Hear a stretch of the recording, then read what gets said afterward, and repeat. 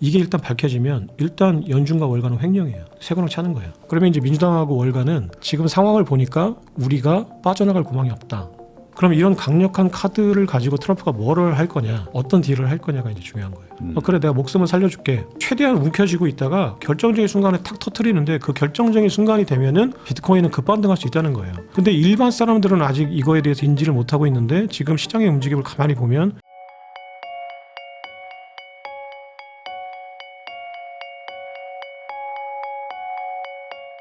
안녕하세요. 부익남TV의 부익남입니다. 오늘은 제3의 달러라는 책을 쓰셨죠. 김창익 작가님 모시고 최근 코인 시장과 글로벌 자산 시장의 변화에 대해서 이야기 나눠보도록 하겠습니다. 작가님 안녕하세요. 네, 안녕하세요. 또 오랜만에 나오셨는데 또 이번에 또 나오실 때 또 이제 뭐 한 일주일 됐죠. 갑자기 또 이제 미국이 또 이란을 또 갑자기 타격하기 시작하면서 생각보다 짧게 끝날 거라고 생각했던 전쟁이 좀 길어지는 느낌. 오늘 촬영일 기준으로 또 코스피가 다시 또 한 6% 7% 빠지면서 전고점 대비 거의 한 20-30%가 지금 빠져버린 상황인데, 이러다 보니까 진짜 이제 코인 쪽은 또 어떻게 되나 이런 것도 또 궁금해가지고 오늘 작가님 모시고 한번 이런저런 얘기를 한번 나눠보려고 합니다. 우선 지금 전쟁과 이 암호화폐 시장, 이건 어떻게 좀 연관을 지어야 될까요? 일단 지금 월가화 됐다는 전제하에서 보면, 그러니까 그 지금 비트코인이나 크립토가 월가의 기관들이 지금 시세를 어느 정도는 통제할 수 있는 상황이라고 보면, 원래는 지정학적인 불안감은 월가의 기관들의 눈에는 그 크립토가 위험 자산이기 때문에 그냥 프로그램상 팔아야 돼요. 네, 그래서 지정학적인 불안감이 발생하면 분명히 이제 떨어지는 요인이 되고요. 그 이후에 이제 그 위험도를 어느 정도 평가할 거냐에 따라서 이제 회복 탄력성이 바뀔 것 같은데, 최근에 보면은 떨어지는 건 같이 떨어지고 회복될 때는 좀 더 빠른 속도로 지금 크립토나 비트코인들이 그 회복되는 상황을 보이니까, 이거는 이제 수급의 문제, 그 월가도 물론 수급에 영향을 미치지만 다른 개인이나 어떤 기관들, 개인이나 고래들도 수급에 영향을 미치는 상황이니까, 그러면 지금 전체적인 수급 상황은 그 지금 지적적인 불안감이 암호화폐 쪽에서는 그다지 심각하지 않게 받아들이거나, 이제 오히려 이제 진영학적인 불안감이 생겼을 때 어떤 안전자산의 어떤 서사가 예전보다 조금 더 강화된 거 아닌가라는 생각이 들어요. 그러면 이제 보통 옛날 같았으면 이제 24시간 거래되는 이제 코인부터 바로 팔아가지고 뭐 우선 뭐 어디 터지는 것들 막 막고 막 하면서 급락하고 그랬는데, 이번에는 뭐 약간의 조정은 있었지만 또 바로 회복하는 게 오히려 지금 코스피나 이런 거 좀 막 지금 계속 빠지고 뭔가 좀 과거랑 좀 달라진 느낌도 좀 들어요. 그러니까 뭐 여러 가지 이유가 있을 거고, 그게 데이터들이 뒷받침되기 전에 제가 뭐 그걸 단정해서 설명할 수 있는 상황은 아닌 것 같은데, 일단 되게 중요한 모멘텀이 하나 이제 생겼는데, 이란 전쟁 발발 직후에 이란 내부에서 그 이란에 있는 그 제1위 거래소를 통해서 개인 지갑이나 해외로 이제 그 크립토 자금이 빠져나가는 게 700% 이상 급증을 했다고 해요. 전쟁 나자마자. 이제 처음에 급락을 했다가 이제 그게 그 수요가 뭐 시세를 끌어올렸다고까지 설명하기 제가 생각할 때 좀 힘들 것 같긴 한데, 어쨌거나 사람들이 그게 이제 지금 크립토를 바라보는 일반 사람들의 어떤 수요의 변화를 일부 반영하는 거라면, 그게 뭐를 보여주는 거냐면, 크립토가 지정학적인 위기 시에 나의 자산을 지킬 수 있는 유용한 통로가 된다라고 사람들이 인식을 하게 된 계기는 분명히 있어요. 그러니까 전쟁을 나면 이제 뭐 금이나 뭐 이런 것도 들고 다닐 수도 있겠지만, 그거보다 사실 더 안전한 게 인터넷망에다 보내버리는 비트코인이니까. 그래서 일단 그 이란의 혁명수비대도 그 인터넷망부터 끊어버렸거든요. 자금이 더 이상 유출되는 걸 막기 위해서. 근데 실제로 자금을 많이 유출한 거는 혁명수비대. 자기들 본인들이 간부들이 빼돌리면서 혁명수비대 자체가 또 인터넷을 또 차단시키고 이제 추가로 자금이 빠져나가는 거를 막았으니까, 그러면 전 세계가 크립토 진영에서 그 이제 이란에서 이제 자금의 이동을 어느 정도 계속 모니터링하고 있었을 텐데, 이거 지금 금보다도 더 쉽게 얘기하면 혁명수비대 입장에서는 자금을 빼돌리는 거잖아요. 해외로. 안전한 곳으로, 아니면 내 지갑으로. 디지털 금이라는 서사가 이제 월가화되면서 위험 자산으로 이제 거의 세팅이 되다가 이제 또 이게 금보다 더 안전한 자산이 아닌가? 역시나 그러지 않을까라는 그 인식이 어느 정도는 이제 서사가 살아나는데, 이란 전쟁이 좀 영향을 미친 것 같아요. 근데 이제 비트코인에 대해서 안 좋게 얘기하시는 분들은 이제 결국에 무슨 뭐 범죄 수익, 아니면 말씀하신 것처럼 어떤 뭐 부정부패 뭐 이런 거에다가 쓰지, 이게 뭐 대세적인 뭐 그런 거는 잘 안 한다 사람들이 뭐 이런 얘기도 하시잖아요. 그러니까 제가 그 얘기하면은 한번 여쭤보고 카르텔 뭐 이런 거 한번 여쭈고 싶은 게, 전 세계 금융 카르텔이 달러로 형성돼 있어요. 네, 그리고 전 세계 범죄자들이 제일 많이 돈을 은닉하는 게 금하고 달러예요. 뭐 그러겠죠, 뭐. 네. 비트코인도 물론 그런 거로 쓰이지만 예를 들어서 내가 자동차를 현대자동차에서 만드는데 그게 교통사고가 난다고 해서 그게 그 나쁜 자산은 아니잖아요. 그 나는 그 시카를 만들었는데 그 어떤 장인이 시카를 만들었는데 누군가 그 시카를 살인해 쓴다고 해서 그 장인이 만든 그 시칼이 나쁜 건 아니잖아요. 네. 당연히 이제 어떤 자산이든지 간에 거기에 대해서 이제 악용할 여지가 있으면 악용하고 싶어하는 사람들은 악용하겠지만 그렇다고 해서 그거를 나쁘다라고 치부하고 없앨 거냐 그게 아니라 그 악용 당하는 메커니즘을 없애야지 그 자산 자체가 유용하고 어떤 인간 사회에 이익이 된다라고 보면 그건 이용해야죠. 그러니까 시칼이 살인 무기로 쓰인다고 해서 시칼을 없앨 수는 없잖아요. 시칼을 살인 무기로 쓰는 사람한테 어떻게 전달이 되지 않을까를 고민해야지 이 시칼이라는 산업을 없앨 수는 없잖아요. 네. 자동차가 교통사고가 난다고 해서 자동차 산업을 없앨 수는 없잖아요. 비트코인도 마찬가지예요. 크립토라는 암호화폐 자체가 범인들이 일부 악용한다고 해서 이거를 없애거나 이렇게 결론이 나거나 그런 식으로 논리를 펴는 거는 그러니까 그게 뭐라고 해야 되죠? 그러니까 빈대 하나 잡자고 초가상관 태우는 거랑 똑같은 거니까 우리 인류가 이 비트코인이랑 크립토가 얼마나 유용한 자산인가를 판단했다. 지금 상황은 그 정도는 판단했을 거라고 믿어요. 그러면은 이거를 계속 인간 사회에 이제 이익이 되는 방향으로 제도화시키고 키워나가고 아니면 제도화가 뭐 불합리하다고 하면은 이제 민간이 뭐 어떤 철학 그대로 키워나갈 생각을 해야지. 이게 뭐 범죄인한테 쓰인다고 해서 나쁜 자산이야. 이렇게 결론이 나는 거는 굉장히 비논리적인 결론이죠. 그러면 이번에 그 전쟁의 여파 때문에 어쨌든 코인은 그래도 뭐 어쨌든 버티고 있는데 이게 뭐 추가 하락이 막 일어난다거나 뭐 급락의 가능성 이런 것들은 뭐 당장은 좀 보이지 않는다라고 봐야 될까요? 그건 누구도 모르죠. 그러니까 뭐 근데 지금 이제 그 나중에 온체인 데이터 제가 이제 온체인 데이터 쪽을 분석하지는 않으니까 근데 네. 그런 쪽을 분석하시는 분들이 분석을 해주실 텐데 제 생각에는 지금 아마 이제 쇼스 퀴즈나 뭐 저도 이제 어려워서 무슨 말인지 정확하게 전달해드리기 어려운데 그 추가로 하락할 수 있는 압력을 주는 여러 가지 그 포지션들이 많이 정리가 됐다고 해요. 그러니까 여기서 이제 이제 굉장히 지금 건전화돼 있는 건강해져 있는 상황이니까 어떤 호재에 반응할 확률이 좀 더 크다고는 생각해요. 그러니까 망할 사람들 다 망했다. 네, 이미 이제 다 털고 나가거나 이제 뭐 망해서 빠져나가거나 이제 빠졌다. 네.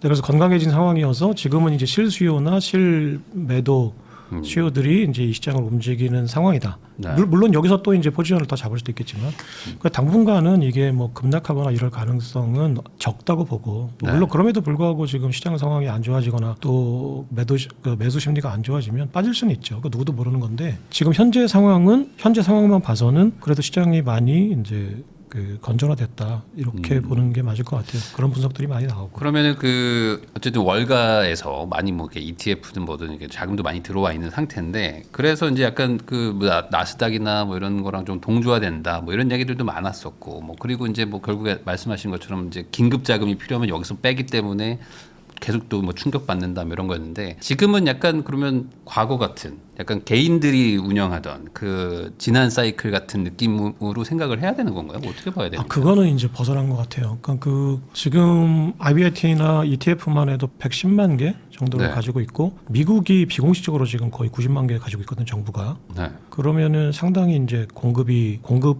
비해서 이제 잠겨 있는 매물이 상당히 늘어났고 얼마 전에 3월달에 지금 2천만 개 발행이 넘어갔거든요. 그러니까 이제 지금은 어떤 그 비트코인 알고리즘에 의한 공급과 개인의 수요가 움직인다기보다는 그 월가 기관들이 지금 하루 유통 물량의 3분의 1 정도를 점유하고 있어요. 네.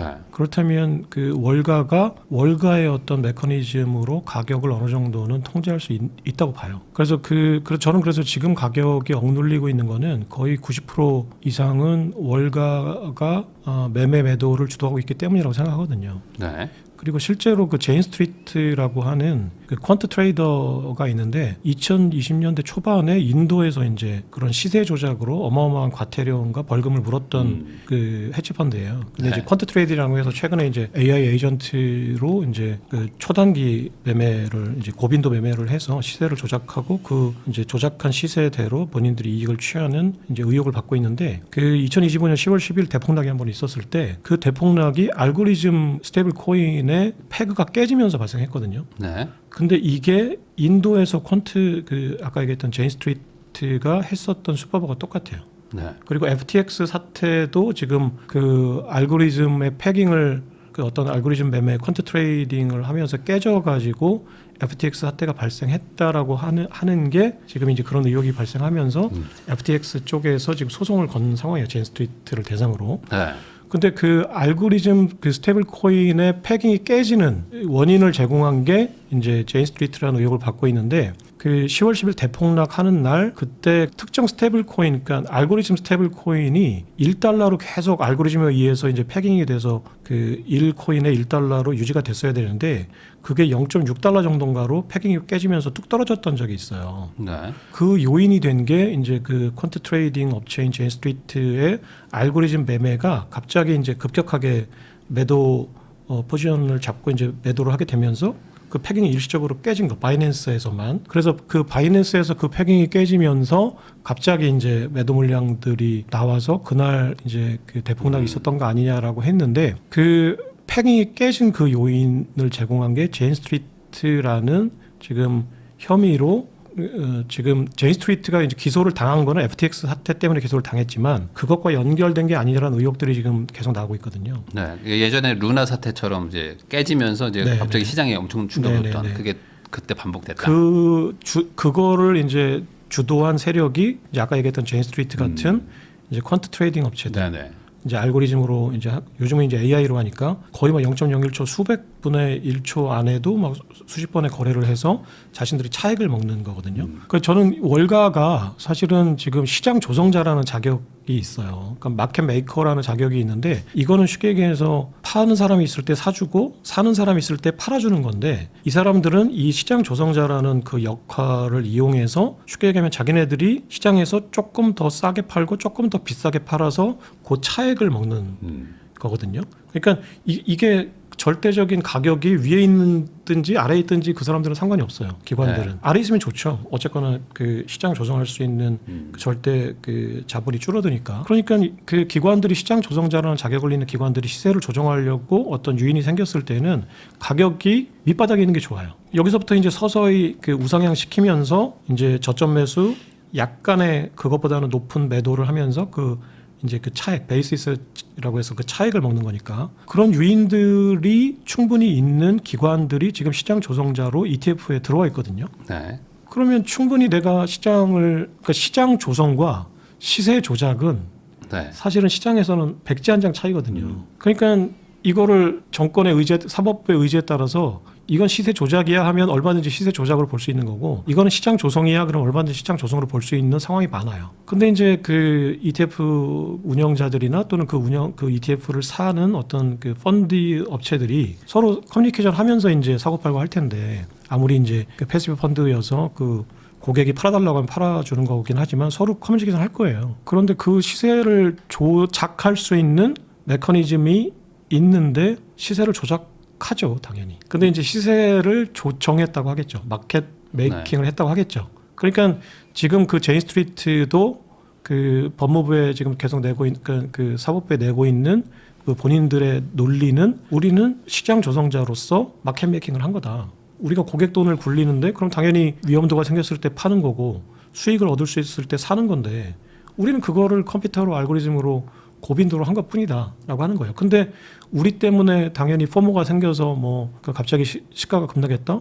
우리가 그런 것까지 어떻게 아냐? 뭐 불가지의 논리적으로는 뭐 틀린 말은 아닌 것 네, 같습니다. 그런 논리로 계속 방어를 하는 거예요. 그러니까 이제 그런 논리가 그게 유권 해석이라는 것도 사실은 귀에 걸면 귀걸이, 코에 걸면 코걸이인데 사법부의 의지에 달린 것 같아요. 그거를 시세 조작이라고 판단하는 것과 시세 조정이라고 판단하는 거는 지금은 거의 논리가 양쪽의 논리가 똑같아요. 사실은 네. 똑같은 논리를 가지고 그냥 한쪽에서는 방어를 하는 거고 한쪽에서는 공격을 하는 건데 그럼 지금부터는 사법 당국이 이제 어떤 의지를 가지고 내가 지금 마켓을 이제 교란하는 저들 세력을 내가 뿌리 뽑겠다라고 하면은 그냥 유죄로 판단하는 거고 들어보니까 맞네 뭐 우리가 저쪽에 세금 많이 내는 애들의 좀 얘기를 들어줘야지 그러면 무죄로 가는 거예요.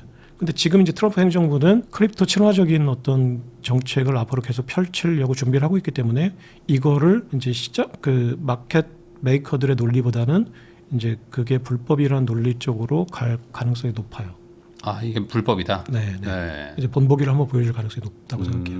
그러면은 지금 뭐 소위 말하는 이제 뭐 음모론으로 말하시는 분들도 있지만 왜 이렇게 비트코인만 이러냐? 나머지는 다 저렇게 가고 있는데 여기에서 이제 시장 조정자라고 아까 조성자라고 말했던 그 사람도 이제 시세 조작이라고 판정받으면 올라갈 수 있다. 그렇죠. 더 이상 못 하니까. 그러니까 또 이제 좀 이따가 다른 얘기를 할 때 또 이제 오늘 본격적인 얘기를 하려고 하는 것들이 있는데요.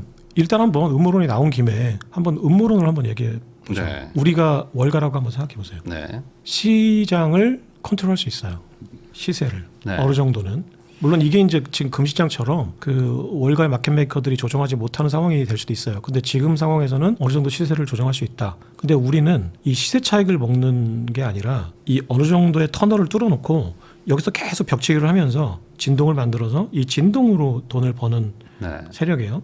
근데 초기 진입을 하려고 하면은 가격이 높은 것보다는 낮은 게 낫죠. 근데 우리가 시세를 떨어뜨릴 수 있는 수단이 있는데 어느 정도 이제 전략 회의를 할 때 작년 10월 기준으로 한번 생각해 보세요. 비트코인이라는 건 4년 주기 서세라는 게 있어. 그래서 사람들이 지금 비트코인 가격이 떨어질 거라는 공포가 되살아날 거라는 우려가 있어. 근데 여기서 뭔가 뉴스가 나와서 시세가 급락하면 4년 주기 서세는 되살아나. 그러면 우리가 저점 매수를 하겠다는 어떤 전략을 펼칠 때 유용하게 이용할 수 있겠죠. 어떤 뉴스가 나오고 그 뉴스에 의해서 어떤 매도 포지션이 갑자기 쏟아져 나오고 아니면은 기존에 있었던 것들이 정리가 되면서 급락을 한다. 네. 가격이 떨어질 거라는 거 이 사람들은 메커니즘적으로 경험에 의해서 알고 있다. 가격이 떨어뜨릴 수 있는 어떤 그 포인트, 계기가 어떤 거라는 걸 아니까. 그런 상황이 됐을 때 지금 상황은 4년 주기 서세의 마지막 국면이기 때문에 포모가 발생할 가능성이 높다. 그러면은 전략적으로 이용할 수 있을 거예요. 조금만 전략을 짠다면. 그리고 지금은 이제 AI나 분명히 뭐 여러 가지 그거를 24시간 유지할 수 있는 방법이 많으니까. 그럼 일단은 가격을 떨어뜨리고 저점에서부터 우리가 우상향 시키면서 이 차익을 먹자라는 전략으로 갈 거예요. 그걸 할 수 있다 없다는 별개의 문제지만 일단 최선의 전략은 가격을 떨어뜨린 다음에 저점 매수하고 그 저점 매수한 거를 팔고 다시 사고 하면서 이 차익 베이시스 거래를 하겠죠. 네. 근데 그거를 할 수 있는 상황이 됐다. 할 거예요, 당연히. 바보가 아닌 다음에. 그거 안 하면은 직무유기로 잘리겠죠. 근데 저는 지금 그 상황이라고 생각해요. 네. 분명히 월가는 시장을 저점으로 끌어내릴 수 있는 수단과 방법이 있었고 그 수단과 방법을 썼다는 정황들이 지금 속속 나오고 있다. 그러면은 이제 반대로 얘기하면은 그렇게 이 서사를 이용했다라는 거는 반대로 뭐 보통 이제 고점에서 한 1년 정도 쭉 빠지고 그다음에 조금 횡보하다 또 올라가고 하니까 그러면은 그 과거의 서사대로 똑같이 이쯤 되면 올라가겠지라는 걸 또 이용을 하려나요? 아까 기존의 패턴. 말씀하신 대로 네. 이제 1년 동안 떨어졌다가 다시 이제 금리 주기와 함께 같이 올라가는 건데 만약에 월가가 가격이 급격히 상승하는 게 이익이 된다면 그 서사를 또 이용하겠죠.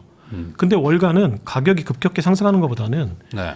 점진적으로 상승하는 게 좋아요. 왜냐하면 베이시스 거래를 하려면 기본적인 프레임은 우상향하고 있어야 돼요. 그래야지 내가 싼 거보다는 비싸게 팔 수 있거든요. 네. 하지만 이게 급격히 J커브를 그리는 것보다는 그냥 완만하게 올라가는 게 좋아요. 그렇다면 월가는 그렇게 할 수 있다면 그렇게 할 거예요. 근데 이제 시장의 다른 요인에 의해서 갑자기 4년 주기 서사가 또 지배적인 어떤 서사가 돼서 J커브를 그린다. 그러면 월가도 나쁠 건 없어요. 본인들이 많이 사놨는데 또 올라가니까. 근데 이제 이들이 원하는 거는 사실은 J커브보다는 완만하게 올라가는데 거기서 자기네들은 계속 이 벽체기 하면서 그러니까 차익 거래하면서 높이는 거거든요. 그래서 그거는 이제 실제로 시장이 어떻게 되는지를 볼 거다. 하지만 시장이 갑자기 급등락하는 요인은 저는 이제 시장의 요인보다 시장의 지금 월가만의 논리대로 하면은 점진적인 우상향이 좋은데 지금 트럼프 행정부가 가지고 있는 계획을 보면 어느 순간에 급격히 올라갈 수 있는 여지가 있다는 거예요. 그게 올해 안에 좀 일어날 만한 네, 올해 안에 요인들이 좀 있는 거예요. 일어나야 돼요.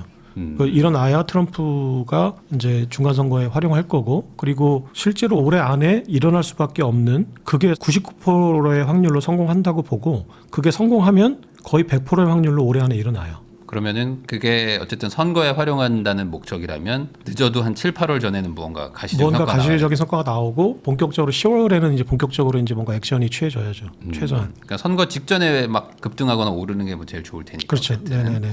그런 것들이 있다라고 이제 얘기를 해주셨습니다. 김창희 작가님하고 이야기 나누고 있는데요. 그러면 이제 그게 뭐냐라는 거에 대해서 조금 더 얘기를 네네. 해주시면 좋을 것 같은데 우선은 클래리티 법안인가요? 그게? 네네네. 우선은? 네, 시장 명확성 법안. 그러니까 지금 그 비트코인과 연관된 법안이 대략 한 서너 개 정도가 돼요. 네. 그러니까 이제 시장 명확성 법안이라고 해서 클래리티 법안이 하나 있어요. 그러니까 이 클래리티 법안은 비트코인이 상품이냐 주식이냐를 이제 가르마를 타주는 법안이에요. 그리고 비트코인 액트가 있죠. 비트코인 액트는 이제 시니자 루미 상원의원이 발의를 해서 미국이 전략 비축을 100만 개를 한다. 5년간 20만 개씩 사들여서 20년간 팔지 않는다. 법안이고, 또 하나 이제 지니어스 액트가 작년 7월 달에 통과가 됐는데, 지니어스 액트의 일부 수정안이 있고요. 그러니까 이제 이게 세 개가 이제 비트코인 3법인 거예요. 그 또 하나가 우리나라 언론이나 이제 그 미국의 주요 언론들이 다루지 않고 있는 건데, 지금 공화당 상원이 발의한 그 금 보유고 투명성 법안이라는 게 있어요. 네. 그러니까 작년 12월 달에 발의가 됐어요. 갑자기. 이 법은 뜬금없이. 그러니까 이 법안이 다 연결이 돼 있는데요. 그 금 보유고 투명성 법안이란 건 쉽게 얘기해서 무슨 법안이냐면, 그 미국이 그 비트코인을 전략적으로 비축하려면 포트녹스에 금이 있는지 없는지부터 일단 따져보자 라는 거예요. 그래서 포트녹스 금고를 물리적인 실사를 해보자라는 법안이에요. 그럼 이 법안이 통과가 되면은, 이 법안이 통과가 된 다음에 6개월 이내에 포트녹스 금고를 실사를 해야 돼요. 그래서 뭐 8,133톤의 금이 실제로 연준의 금고에 있는지, 그리고 그 금의 일련 번호가 맞는지, 세 번째는 그 순도가 99.9%가 맞는지를 다 따져보고 8,133톤의 금이 있는지를 확인한 다음에 이 금을 재평가하자는 거거든요. 그러니까 미국이 비트코인을 이제 세금 중립적인 방법으로 사들이는 방법은, 지금 연준에 있는 금을 시가대로 재평가해서 그 차액을 재무부의 계좌에 이제 연준이 쏴주고, 재무부는 그 차액, 그 연준이 쏴준 그 돈으로 일부를 비트코인 사겠다는 거예요. 지금은 장부 가격으로 너무 싸게 잡혀 있다. 네, 온스당 42달러로 적혀 있는 금을 지금 시가가 5,000달러니까 이거를 재평가하면 시가대로만 해도 5,000달러니까 110억 달러에서 1조 달러가 되거든요. 그럼 110억 달러는 무시할 만하니까 1조 달러를 연준이 돈을 찍어서 재무부의 계좌에 쏴줘요. 재무부는 그 1조 달러를 가지고 대부분은 미국 국채를 갚는 데 쓰고, 1,000억 달러 정도가 이제 지금 시가대로면 들어가니까 1,000억 달러 정도를 써서 비트코인을 매수하겠다는 거예요. 그러면은 일단 금 보유고 투명성 법안이 통과가 돼야 포트녹스 금고를 열어보고 일단 그 작업이 시작이 되는 거예요. 근데 일단 지금 트럼프 정부는 그 명분은 금이 있는지 없는지를 확인해야 일단 금을 재평가할 거 아니야라고 하는 거죠. 근데 지금 사실은 법적으로만 하면 사람들이 직관적으로 이해하기가 쉽지 않겠지만, 포트녹스 금고에 금이 하나도 없더라도 금의 재평가를 통해서 1조 달러를 만들 수가 있어요. 회계적으로 미국은. 금이 없어도요? 없어도. 왜냐하면 그 연준과 재무부 간의 금의 재평가는 연준과 재무부 간의 거래거든요. 이게 국제 거래가 아니에요. 독일 정부와 만약에 미국 정부가 한다 그러면 무조건 금이 있어야겠죠. 독일 정부가 금도 없는데 금을 내가 지금 시가대로 쳐주고 살 리는 없잖아요. 근데 연준과 재무부 간의 거래예요. 그러니까 지금 이제 연준과 재무부 간의 거래는 쉽게 얘기하면 미국 정부가 미국 정부로 보이는 기관 간의 거래예요. 그러니까 연준이라는 게 주식회사로 가면 그냥 미국의 하나의 주식회사와 미국 정부 간의 회계 거래거든요. 그러니까 있는 셈 치자 하자는 거죠. 그러니까 장부에는 있으니까. 둘 사이의 거래 영수증에는 지금 그 8,000톤이 있는 거로 돼 있으니까, 그러면 그냥 장부만 열어놓고 둘 사이에 거래하면 되죠. 그렇게 법적으로 그게 가능해요. 그냥 장부만 열어보고 장부상으로 8,000톤이 있으니까 이거 지금 재평가하자라고 해서 가능한데, 근데 갑자기 지금 공화당하고 트럼프가 아니야, 그래도 온 국민들한테 금의 재평가를 하려면 그래도 금이 있다는 걸 물리적으로 보여줘야 사람들이 직관적으로 이해하잖아. 그래서 금고문을 열어보자는 거예요. 근데 굳이 금고문을 열어가지고 만약에 금이 없다면, 저는 금이 없다고 거의 99% 믿고 있는데, 금이 없다면 세상에 발칵 뒤집혀질 거 아니에요. 그러겠죠. 그리고 금을 재평가하는 작업도 무산될 수도 있어요. 금이 없는데 무슨 재평가야 이럴 수도 있으니까, 국민들 여론이 확 달라지겠죠. 달라질 수 있으니까. 근데 그런 위험에도 불구하고 트럼프가 지금 금고문을 열어보자고 하는 거는, 그거를 감수하고도 하고 싶은 뭔가 더 큰 이익이 있다는 거죠. 그 더 큰 이익은 연준과 월가를 그거를 지렛대로 압박하는 거예요. 그게 무슨 얘기냐면, 그 연준은 월가 불리온 뱅크들이라고 해서 금거래, 런던 금거래소에서 금거래 그 라이센스를 받은 불리온 뱅크들이 있어요. 그러니까 JP 모건하고 골드만삭스, 그다음에 이제 뭐 모건 스탠리 같은 이런 불리온 뱅크들이 있는데, 이 불리온 뱅크들이 아까 얘기했던 금의 시장 조성자들이에요. 그러니까 어떤 특권을 가지고 금을 사고 팔고 하는 어떤 그 특혜를 가지고 이제 특혜를 누리면서 금을 사고 팔고 해서 금 시장을 형성해주는 시장 조성자들인데, 이 시장 조성자들이 출자해서 만든 주식회사가 연준이에요. 그냥 간단히 보면. 그러면 주식회사는 그 주주들의 이익을 극대화해주는 게 일차적인 목적이잖아요. 목표잖아요. 그러니까 어차피 금고에 있는 건데 그냥 갖다 팔자 그냥 아무도 모를 건데. 그렇죠. 불리온 뱅크들의 입장에서는 어떤 이제 문제가 생기냐면 그 유인이 생기냐면 우리가 출자해 놓은 회사 금고에 그 8천 톤의 금이 있어. 네. 근데 지금 정부가 이거를 그냥 42달러로 적어놓고 그냥 수십 년간 썩히고 있는데 이거를 상품 만들어서 그 거래를 하면은 그 수조 달러의 이익이 생기는데 이걸 안 하고 있잖아요. 연준한테 야 그거 좀 싸게 좀 빌려줘. 그럼 내가 이걸 가지고 여러 가지 파생 상품을 만들어서 금 시장도 조정하면서 이익을 취할게. 그래서 1%의 저금리로 금을 빌려요. 그래서 그거를 예를 들어서 이제 마진을 남기고 팔거나 아니면 그 현물을 가지고 선물을 만들어서 선물 시장에서 100배를 뿌려서 파는 거예요. 네. 이렇게 해서 지난 70년간 닉슨 쇼크 이후에 지난 70년간 어마어마한 이익을 50년간 누려왔어요. 월가 은행들이. 네. 그러니까 이면의 장부가 있는 거예요. 미국 재무부랑 백악관이 이걸 알았음에도 불구하고 몰랐을 리가 없죠. 알았음에도 불구하고 묵인했던 이유는 미국의 재무부는 금 시장에서 금의 가격을 계속 억눌렀어야 됐어요. 금의 가격이 폭등하면 달러의 가치가 떨어지니까. 네. 그 달러의 가격을 지키기 위해서 금의 가격을 선물 시장에서 불리온 뱅크들이 억누르는 거를 눈 감아 준 거예요. 그 모든 주체들의 이해관계가 맞아 떨어져서 지난 50년간 월가가 연준의 금을 다 갖다 판 거예요. 어차피 월가 입장에서는 뭐 금 가격이 오르든 말든 어쨌든 수수료도 계속 나올 것이고 계속 나오고. 뭐 차익 거래도 계속 하고. 네, 그러니까 나쁠 게 없네요. 이면 장부에는 지금 그러니까 연준과 재무부 간의 장부에는 8,133톤이 맡긴 그대로 있지만 연준과 월가의 장부에는 우리가 다 빌려주고 월가는 네. 내다 판 거죠. 네. 그래서 갑자기 금고문을 딱 열었더니 이거 봐라 연준과 월가가 이면 거래해가지고 금을 다 내다 팔았네요라는 이제 갑자기 사실이 전 세계에 알려지는 거죠. 네, 그러면은 트럼프는 이렇게 얘기할 수 있어요. 이거 우리가 그동안 몰랐는데 니네 이런 거래를 했었구나. 야, 근데 우리 금 재평가에서 지금 미국 그 재정 상황을 개선시켜야 되니까 좋아. 이거 뭐 그동안 50년간 이렇게 해왔는데 이거를 뭐 일순간에 다 털어낼 수는 없고 그 예를 들어서 석 달간의 유예 기간을 줄 테니까 빌려간 금 다 갚아. 그러면 어떻게 그 월가는 어떻게 하겠어요? 현물 시장이 난리 나는 거 아니에요? 그 현물 시장에 가서 금을 사다가 네. 연준에 갔다가 되갚아줘야 돼요. 네. 근데 그런 상황이 됐을 경우에 금 가격이 어떻게 될까요? 폭주하는 거 아니에요? 폭등하겠죠. 네. 8천 톤은 어디서 구해요? 그러니까 이제 그 미국 정부가 자기네들이 뭔가 조치를 취하는 게 금의 가격을 폭등시킨다는 비판을 받겠지만 그래서 그렇게 하기는 실제로 그렇게 하기 쉽지 않을 거예요. 근데 이제 미국의 정부는 그렇게 하는 순간 월가는 패닉에 빠지죠. 그래서 제발 목숨만 살려주세요라는 상황이 되는 거예요. 네. 제발 이것만 안 한다면 우리가 시키는 대로 다 할 테니까 제발 목숨만 살려주세요예요. 근데 만약에 이게 일단 밝혀지면 일단 연준과 월가는 횡령이에요. 쇠고랑 차는 거예요. 근데 일단 사법적으로 쇠고랑을 채울 수가 있는 거고 두 번째는 너 금 사다 갚아. 그러면 금 가격을 띄울 수가 있는 거예요. 트럼프가 실제로 그렇게 할지 안 할지는 모르겠으나 어쨌거나 강력한 카드가 생긴 거죠. 그럼 이런 강력한 카드를 가지고 트럼프가 뭐를 할 거냐, 어떤 딜을 할 거냐가 이제 중요한 거예요. 그래 내가 목숨은 살려줄게. 근데 우리가 지금 금은 재평가에서 비트코인 살려고 하는 거에 협조해. 네, 라고 할 수 있겠죠. 그러면 이제 민주당하고 월가는 지금 상황을 보니까 우리가 빠져나갈 구멍이 없다. 어차피 크레딧 액트라 비트코인 3법을 통과시켜줘야 된다.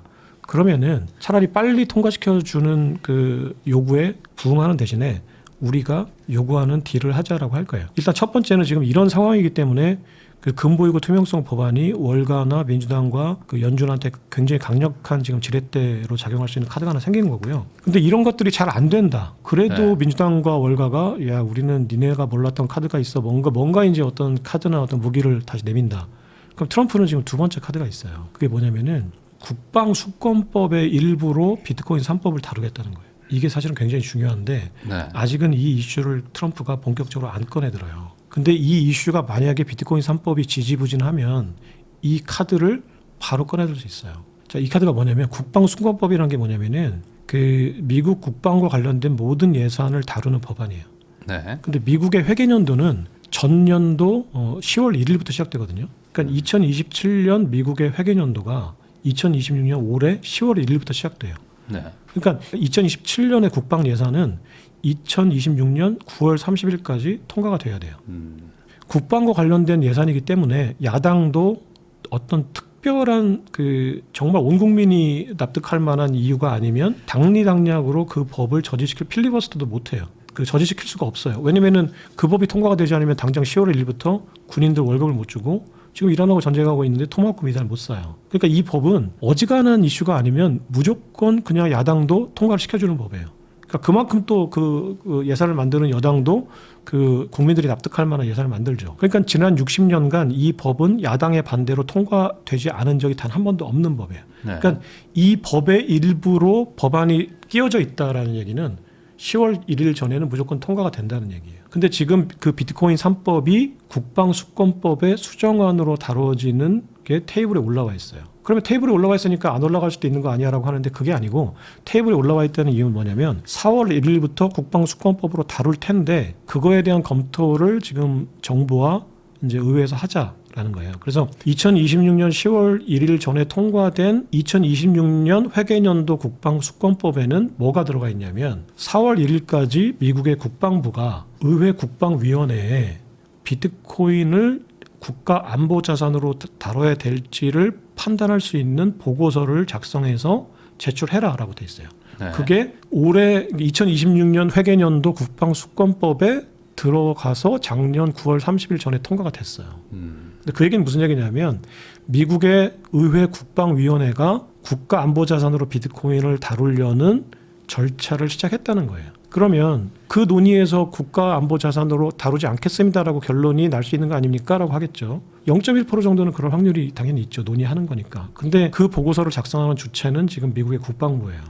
트럼프 행정부죠. 완전히 엉터리가 아니라면 국가 안보로 다뤄야 된다라고 하는 설득력 있는 보고서를 작성할 수밖에 없죠. 시장이 납득할 만한 그런 최대한 객관적으로 작성할 거예요. 하지만 그래도 어떤 프레임은 국가 안보 자산으로 다뤄야 됩니다라는 이제 설득 보고서가 작성이 되겠죠. 그럼 미국의 그 국방위원회가 그 의회 국방위원회가 그걸 받아서 국가 안보로 다뤄야 될지 한번 검토해 봅시다라고 하는데 미국의 지금 국방위는 원래 그 여당이 가장 중요하게 여기는 게 금융위하고 국방이거든요. 두 개를 잡아야 돈하고 무기를 잡잖아요. 그러니까 미국의 국방위원회는 지금 의회 국방위원회는 공화당이 상하원을 압도적으로 다수로 잡고 있어요. 그리고 미국의 공화당은 지금 당론으로 비트코인 비축 전략을 채택했어요. 네. 그러면은 국방위원 소위원회에서 그 보고서를 받아서 논의를 할 때 이게 국가 안보 자산으로 다뤄야 된다는 쪽으로 결론이 날 가능성이 거의 99%라고 봐야 돼요. 그러면 4월 1일까지 그 보고서를 제출하라고 지금 시한이 잡혀 있거든요. 네. 그러면 4월 1일이 넘어가게 되면 지금 미국의 의회는 이거를 국가 안보 자산으로 다뤄서 국가 수권법에 비트코인 그 관련 3법을 끼워 넣고 국가 수권법을 9월 30일까지 통과시키면 이 법은 그냥 통과가 되는 거예요. 네. 그리고 이 법은 국가 안보 자산으로 다뤄야 된다라는 것만 채택이 되면 그냥 일사천리로 통과가 되는 거예요. 근데 지금 미국의 그 백악관하고 공화당은 어떤 전략을 펼치고 있냐면은 우리가 이거를 9월 30일까지 끌고 나가지 말고 지금 중간 선거도 있고 그리고 실제로 그 중간 선거에 맞춰서 실제로 비축하려면 금고도 실사를 해보고 여러 가지 그 빌드업 절차가 남아 있으니까 가능하면 이제 여름 휴가 국회의원들이 여름 휴가 가고 여름 휴가 갔다 오면 이제 그다음부터 자기 지역구에 가가지고 중간 선거 준비해야 되니까 7월달에 넘어가게 되면 이거 논의할 정신이 없다. 그러니까 가능하면 3, 4월달 봄 입법 시즌에 이걸 논의해서 통과시키자라는 게 백악관하고 공화당의 전략이거든요. 그럼 민주당은 그걸 반대할 거 아니에요, 어떻게든. 그러니까 이제 우리가 지금 이제 민주당의 당수라고 그러니까 요즘 당수란 말을 잘 안 쓰겠지만 민주당의 지도부라고 한번 생각해 보세요. 그러면 지금 이 상황에서 전략을 짠다. 이거 지금 비트코인 액트 막을 수 있는 거야? 그거 지금 국가수권법에 들어가는 게 기정사실이고 만약에 들어가게 되면 못 막습니다. 어차피 하반기 회계년도 내에는 통과시켜 줘야 됩니다.라고 하면은 야 그래 그럼 어차피 이거 통과시켜 줘야 되는 법안이네. 그런데 이제 실무자들이 얘기하면 그러면 지도부가 야 그럼 우리가 지금 걔들한테 이거 지렛대로 그래서 조속히 통과시켜 주고 여기 봄에 4월달까지 통과시켜준다고 해주고 그거를 지렛대로 우리가 뭘 얻어낼 수 있지라고 하는 게 현명하죠. 네. 정치인들이니까. 네. 네. 그러면 지금 민주당의 지도부에서는 그 비트코인 액트의 민주당론, 그러니까 그 진보스러운 여러 가지 대책들, KYC, AML 이거 지금 그 은행권들이 요구하고 있는 어떤 규제 프레임을 강력하게 밀어넣자라고 하는 거. 두 번째는 그 지금 비트코인 비축하려고 하는 거가 친환경 에너지로 채굴이 된 건지 꼬리표를 달아서 친환경 에너지로 채굴된 것부터 우리가 사들이자라거나 그러니까 진보적인 색깔을 입힐 수 있는 여러 가지 수정안들을 제시를 하고 너네가 이거 받아들이면 우리가 4월달에 통과시켜 줄게라고 하는 게 현명한 지도부라는 거예요. 네. 이거 아무리 막아봤자 9월 30일에는 통과가 돼요. 그러면은 그래서 그런 실제 움직임들이 지금 미국 여야 사이에서 움직이고 있고 지금 폴리마켓에서 클래리티 액트의 통과 가능성이 20% 정도로 높게 잡혀 있는 게 지금 뉴스만 보면은 서로 치고받고 그 이자 주면 안 된다고 막 입에 거품물고 반대하니까 통과 안 될 것처럼 보이는데 왜 폴리마켓에서 그 돈 내기 하는 사람들은 이게 통과될 거라고 보는 거냐.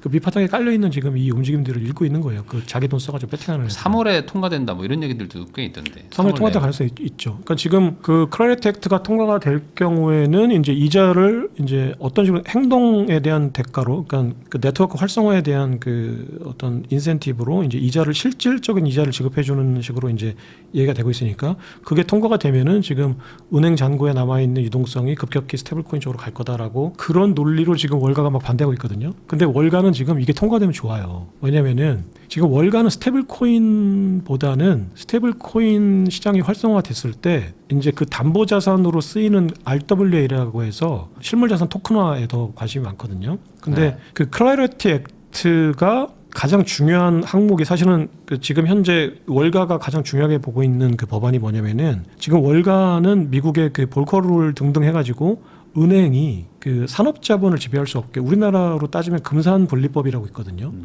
그러니까 금산분리법이라는 게 쉽게 얘기하면은 신한은행이 삼성전자를 지배할 수 없는 거예요. 지분으로. 네. 지배력을 가질 수가 없는 거예요. 그러니까 이게 이제 왜냐하면 그 금융자본이 돈이 많으니까 이게 금융자본이 산업자본을 지배할 경우에 이제 애써서 그 자본을 형성하는 그 원래 주체인 산업자본이 지배당하니까 이제 막아놨거든요. 미국도 마찬가지예요. 금융위기를 여러 번 겪으면서 금융자본이 산업자본을 컨트롤할 수 없게끔 하는 여러 가지 법 장치들이 있는데 그게 대표적으로 지금 월가는 금융자산 이외에는 수탁, 거래, 시장 조성을 할 수 없어요. 그러니까 뭐 간단히 얘기하면 금융자산 이외에는 살 수 없어요. 월가가. 그러니까 석유나 금을 월가가 못 사요. 거래 수수료를 먹긴 하지만 직접 투자를 못 해요. 근데 지금 RWA는 석유를 토큰화시키고 금을 토큰화시키고 부동산을 토큰화시키는 거잖아요. 이거는 금융자산으로 들어가요. 그렇기 때문에 RWA를 금융자산의 기타 부가자산으로 규정해 놓은 클래리티 액트가 통과가 되면은 월가가 할 수 있는 게 어마어마하게 많아져요. 월가는 전 세계 모든 자산을 이제 소유할 수 있어요. 토큰화 시켜서. 네.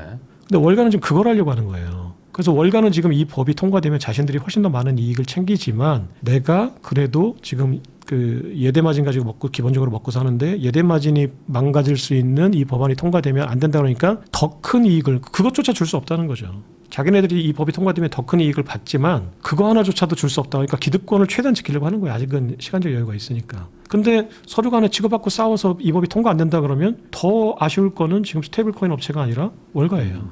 네, 그러니까 이제 트럼프는 아까 얘기했던 금 보이고 투명성 법안이라는 강력한 카드가 하나 있고 두 번째는 국가수권법이라는 또 강력한 카드가 두 개를 가지고 있으니까 이제 클래리티 액트를 합의해서 3월 1일까지 합의안을 가져오라고 했는데 합의가 안 되니까 그때 그 트루스 소셜에 트럼프가 뭐라고 썼냐면은 뭐죠? 특권을 누리면서 막대한 이익을 챙겨가는 월가가 지금 이걸 반대하고 있다. 국가 안보를 막고 있다. 그게 그 행간을 읽으면 되게 무서운 말이에요. 월가가 국가 안보를 지금 막고 있어. 미국의 국가 안보에 위해되는 짓을 하고 있어. 네. 내가 이거 가만 놔두지 않을 거야라고 했거든요. 그게 무슨 얘기냐면 국가수권법 상에 비트코인 액트가 들어가서 통과되잖아요. 그러면은 그 여러 가지 세방목들을 보면은 그게 국가 전략 안보 자산이기 때문에 이 국가 전략 안보 자산을 활성화시키는 그 스테이블코인이나 비트코인 관련 법들이나 시장을 교란시키면 이거는 반란죄가 돼요. 그러니까 미국 국가 안보의 반란죄가 되거든요. 네. 그럼 월가가 시장 조성이라는 이름으로 시장을 조작하거나 아니면은 지금처럼 법안 통과를 막아서 이걸 자신들의 기득권을 지키기 위해서 법안 통과를 막거나 하면 나중에 가서 이제 이 그 국가수권법이 통과된 이후에는 이게 반란죄가 돼버리면 이 사람들은 굉장히 강력한 처벌을 받게 돼요. 실제로. 그러니까 지금 트럼프는 내가 니네들을 가만 안 놔둘 수 있는 카드가 실제로 있는 거예요. 근데 월가는 그거 알고 있어요. 모를 리가 있나요? 대권 업무도 하는데 저기 국회 왔다 갔다 하면서 네. 월가는 모를 리가 없는데 지금 막는다. 아직은 좀 시간적 룸이 좀 있다고 보는 거죠. 근데 4월 달까지 만약에 5월 달까지 이런다 그러면 트럼프는 실제로 이제 딴 거 다 필요 없고 협상 같은 거 없고 그냥 국가수권법으로 다루고 통과시킨 다음에 다 반역죄로 다 쳐넣어 이렇게 할 수 있어요. 네, 그렇게 할 가능성이 있어요. 그래서 결국에는 지금 비트코인 관련돼 가지고 눌려 있지만 이게 생각보다 빨리 좀 분위기가 반전될 수 있다. 네, 그리고 지금 그 지정학적인 불안감에도 불구하고 비트코인이 굉장히 떨어졌다가 회복 탄력성을 좋은 회복 탄력성을 보이는 이유 중에 하나는 지금 월가의 기관들이 이 흐름을 알고 있기 때문에 네. 월가 기관들은 이걸 알고 있어서 4월 전까지는 뭔가 어떤 식으로든지 간에 지금 비트코인 액트나 클라리넷 액트가 어떤 식으로 간에 이제 명확화될 거다. 가부가 결정될 거다. 근데 통과될 가능성이 높다라고 판단하면 지금 막 사들이겠죠. 네. ETF를 통해서건 어떤 식으로든지 간에. 그래서 지금 ETF는 순유입이 실제로 작년 10월 10일 대폭락 이후에 ETF 자금은 사실은 순유입이 있었어요. 계속. 그러니까 어차피 고래들은 이걸 막을 수 팔고. 없다면은 인위적으로 누른 다음에 계속 매집을 한다. 네네네. 그러다가 이제 뭐 이제 법안이 통과되고 하면서 어차피 올라가면 뭐 그건 자기들 이득이니까. 네네. 근데 이제 아까 말씀드렸듯이 트럼프 행정부가 지금 현재 하나의 저항선은 강력한 저항선은 월가와 연준인데 월가와 연준이라는 저항선을 무력화시킬 수 있는 핵무기를 가지고 있다라고 하면은 이게 4월 이전에는 늦어도 이제 그 7월 휴가 시즌 전에는 매듭이 지어질 거예요. 그럼 상반기 중에는 어떤 시즌든지 간에 통과가 되거나 합의가 돼서 실제로 이제 본회의 통과는 아니더라도 다 합의가 됐다. 그래서 이제 국민들한테는 이대로 우리가 대책을 시행할 거다라고 어느 정도 확신을 줘야죠. 그게 7월 4일 제가 얘기했던 그 독립기념일 전에는 트럼프는 마무리를 지려고 하는 거예요. 그러면 그때 전에 뭐 어떤 법안 통과나 뭐 돌아가는 분위기들을 좀 보면서 이거 좀 달라지는데라는 생각이 들면은 그때 매수라. 그러니까 그거는 이제 정책인 거고 정책은 누군가 만드는 거기 때문에 갑자기 시장이 급반전될 수 있는 팩트거든요. 네, 그러니까 지금 트럼프는 본인들이 직접 어떤 식이든지 간에 매수하기 전에 비트코인 가격을 끌어올릴 이유가 전혀 없잖아요. 네. 그러니까 그리고 또 이게 확실한 카드라고 하면은 그 중간선거 전에만 끄집어내서 국민들이 납득하면 되니까 지금부터 사실은 이거를 미리 빵빠레 올릴 필요가 전혀 없거든요. 그러니까 최대한 움켜쥐고 있다가 결정적인 순간에 탁 터트리는데 그 결정적인 순간이 되면은 비트코인은 급반등할 수 있다는 거예요. 근데 일반 사람들은 아직 이거에 대해서 인지를 못하고 있는데 지금 시장의 움직임을 가만히 보면 수면 아래서 기관들은 지금 이거를 근거로 지금 움직이고 있는 것 같다는 생각이 든다는 거죠.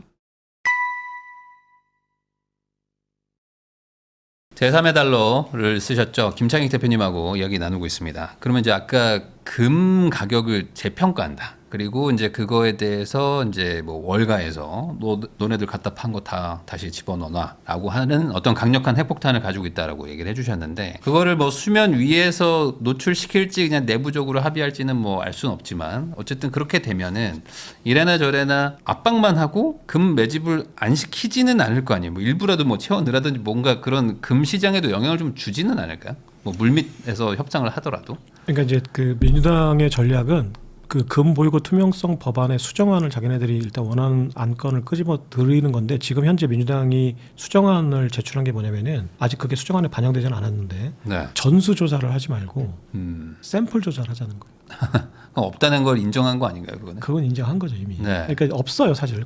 있을 수가 없어요 지금. 그동안 금의 시장이 움직였던 걸 보면은 네. 지금 포트노스 금고에 금이 있으면은 말이 안 되는 거예요. 그러니까 지금 민주당은 그 랜덤 샘플을 채출해서 그 샘플 조사만으로 끝내자.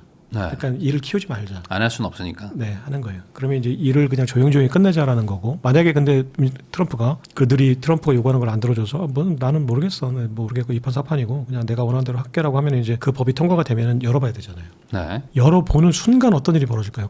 포트노스 금고에 금이 없어라는 게 전 세계 매스컴에 갑자기 대서특필됐다. 라고 하면 그러면 우선 뭐 당연히 금 시장은 이제 혼란스러울 것 같고 그러니까 그게 선물 시장이 폭락할 것 같아요. 현물이 막 엄청나게 없으니까. 튀고, 네, 현물이 튀고 막 선물은 좀 확 빠지지 않을까요? 왜냐면 이제 종이금이 거기까지는 제가 쓰잘데기 없는 거고 현물이 그쵸. 없다. 왜냐면은 이거 보통 이제 은 가격 확 폭락하고 하는 건 선물이 빠지는 거지 현물들은 안 빠지고 막 버티거든요. 이게 갭이 커질 수도 있는 엄청 거군요. 커지죠. 그러면 그럴 수도 있거든요. 그럴 수 있을 것 같아요. 일단은 공급 쇼크가 올 거예요. 네. 8,000톤이 있어야 되는데 없다고 하니까 어딘간 있겠지만 네. 어디 있는지 모르는 거니까 일단은 시장에서 8,000톤의 금이 사라졌네. 그러니까 수요가 그대로라면은 공급 쇼크가 오겠죠. 공급이 없어지는 거니까. 그렇죠. 그 정도 있을 줄 알았는데 없는 거죠. 네네. 그러면 가격은 현물금은 올라가겠죠. 공급이 네. 없으니까. 네. 그러면 일단 튈 거고 그러면 금의 재평가를 하는 목적이 뭐지라고 하면은 금의 가격을 시가대로 반영하는 거니까. 이 요인도 시장에서는 그러면 금 가격이 올라가겠네. 왜냐하면 네. 미국 정부가 시가대로 금 가격을 반영하면 높아지는 게 좋으니까 올라갈 거고 그리고 달러를 지금 그 가격을 평가 절하하려고 하는 거네.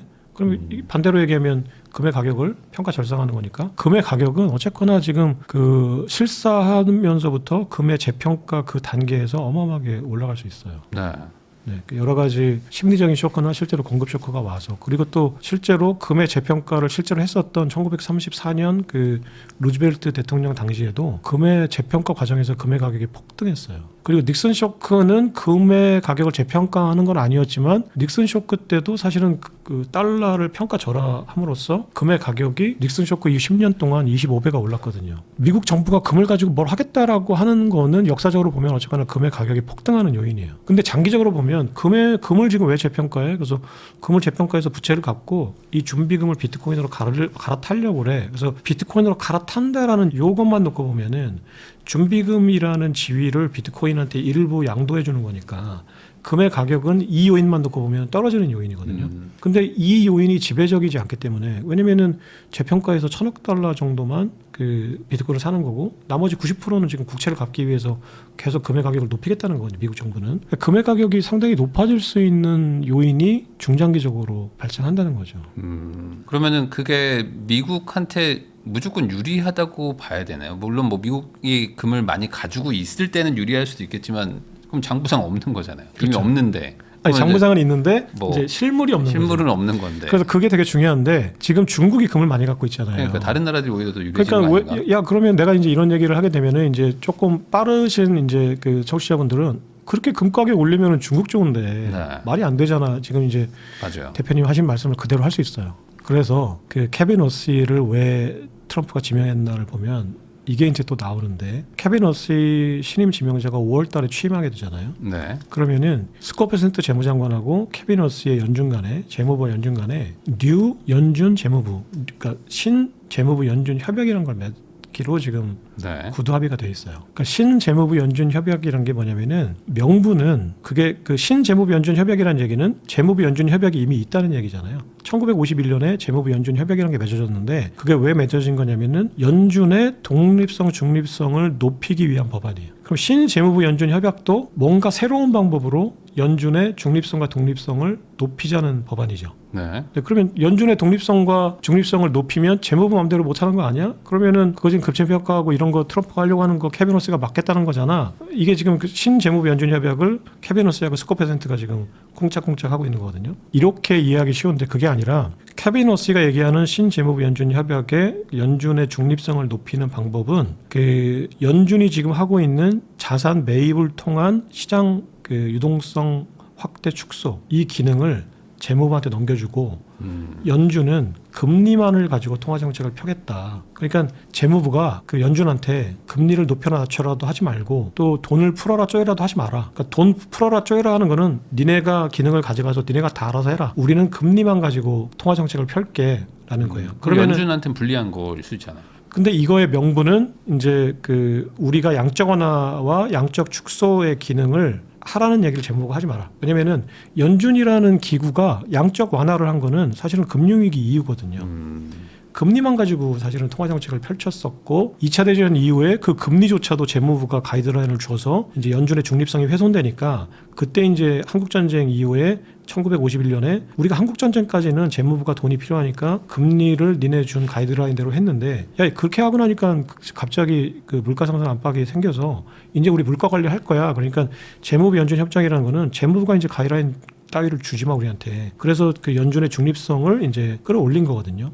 근데 이 연준의 중립성이 언제 훼손이 됐냐면은 금융위기 때 갑자기 재무부가 비상 상황이라는 논리로 야 연준 니네가 돈 찍어가지고 빨리 시중에 풀어 헬리콥터로 뿌려 이러니까 연준이 갑자기 9조 달러에 달하는 그 자산을 사들였어요. 그러니까 네. 그때 사들인 게 한 5조 달러인데 4조 달러에서 9조 달러로 2배가 늘었어요. 그러니까 그때 자산 MBS하고 미국 국채를 어마어마하게 사들인 거예요. 연준이. 그러니까 이 기능이 어떤 그 미국이라는 경제의 어떤 비상 상황이라는 것 때문에 우리가 어쩔 수 없이 했는데 이 자산 매입을 특히나 부동산 유동화 증권을 우리가 사들이는 거는 특정 산업을 살리는 건데 이거 연준이 할 일이 아니야. 그러니까 앞으로 우리한테 이런 거 하라고 하지 마. 명분은 이거예요. 근데 재무 입장에서 볼 때는 그래? 이제는 그 양적 완화하고 양적 긴축을 우리 보고 하라고 하고 연준은 우리가 빠질게라고 하니까 지금 스콧 베센트가 하려고 하는 것도 맞는 거예요. 야 근데 이제 한 가지 문제가 뭐냐면은 야, 니네는 화폐 발행권이 있으니까 화폐를 찍어서 뿌릴 수 있는데 우리는 그럼 어떻게 니네가 양적 완화하는 우리 보고 어떻게 하라는 거야?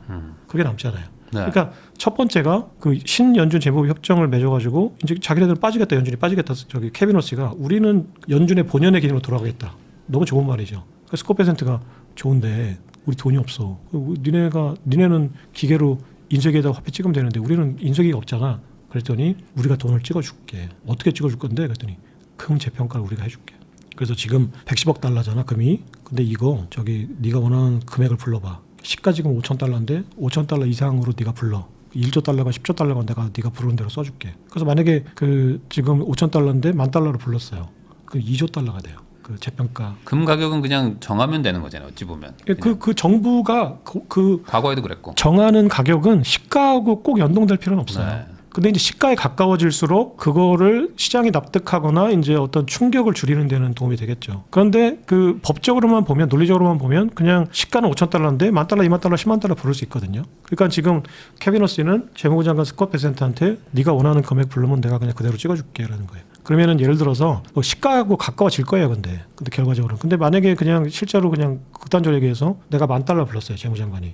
그럼 10,000달러로 하면 2조 달러거든요, 지금 연준에 금고에 있는 금이. 네. 2조 달러 찍어서 재무부 계좌에 넣어줘요. 그러니까 이번에 하고 그냥 우리 끝내자 이제 이건 거래 끝내자. 이거 정상 끝내자. 그러면은 니네 임기 내에는 이거 가지고 니네가 그 부채를 알아서 해. 그러면은 재무장관이 2조 달러 받아서 그거를 일단 국채를 사야 돼요. 그 신재무부 연준 협약상으로도 아직까지 세부적인 것까지 다 정해지진 않았는데, 그럼 이거를 어떻게 미국의 부채를 이제 줄일 거야라는 그 디테일한 방법에서 여기서는 이제 워시하고 베센트하고 약간 기싸움을 해요 지금.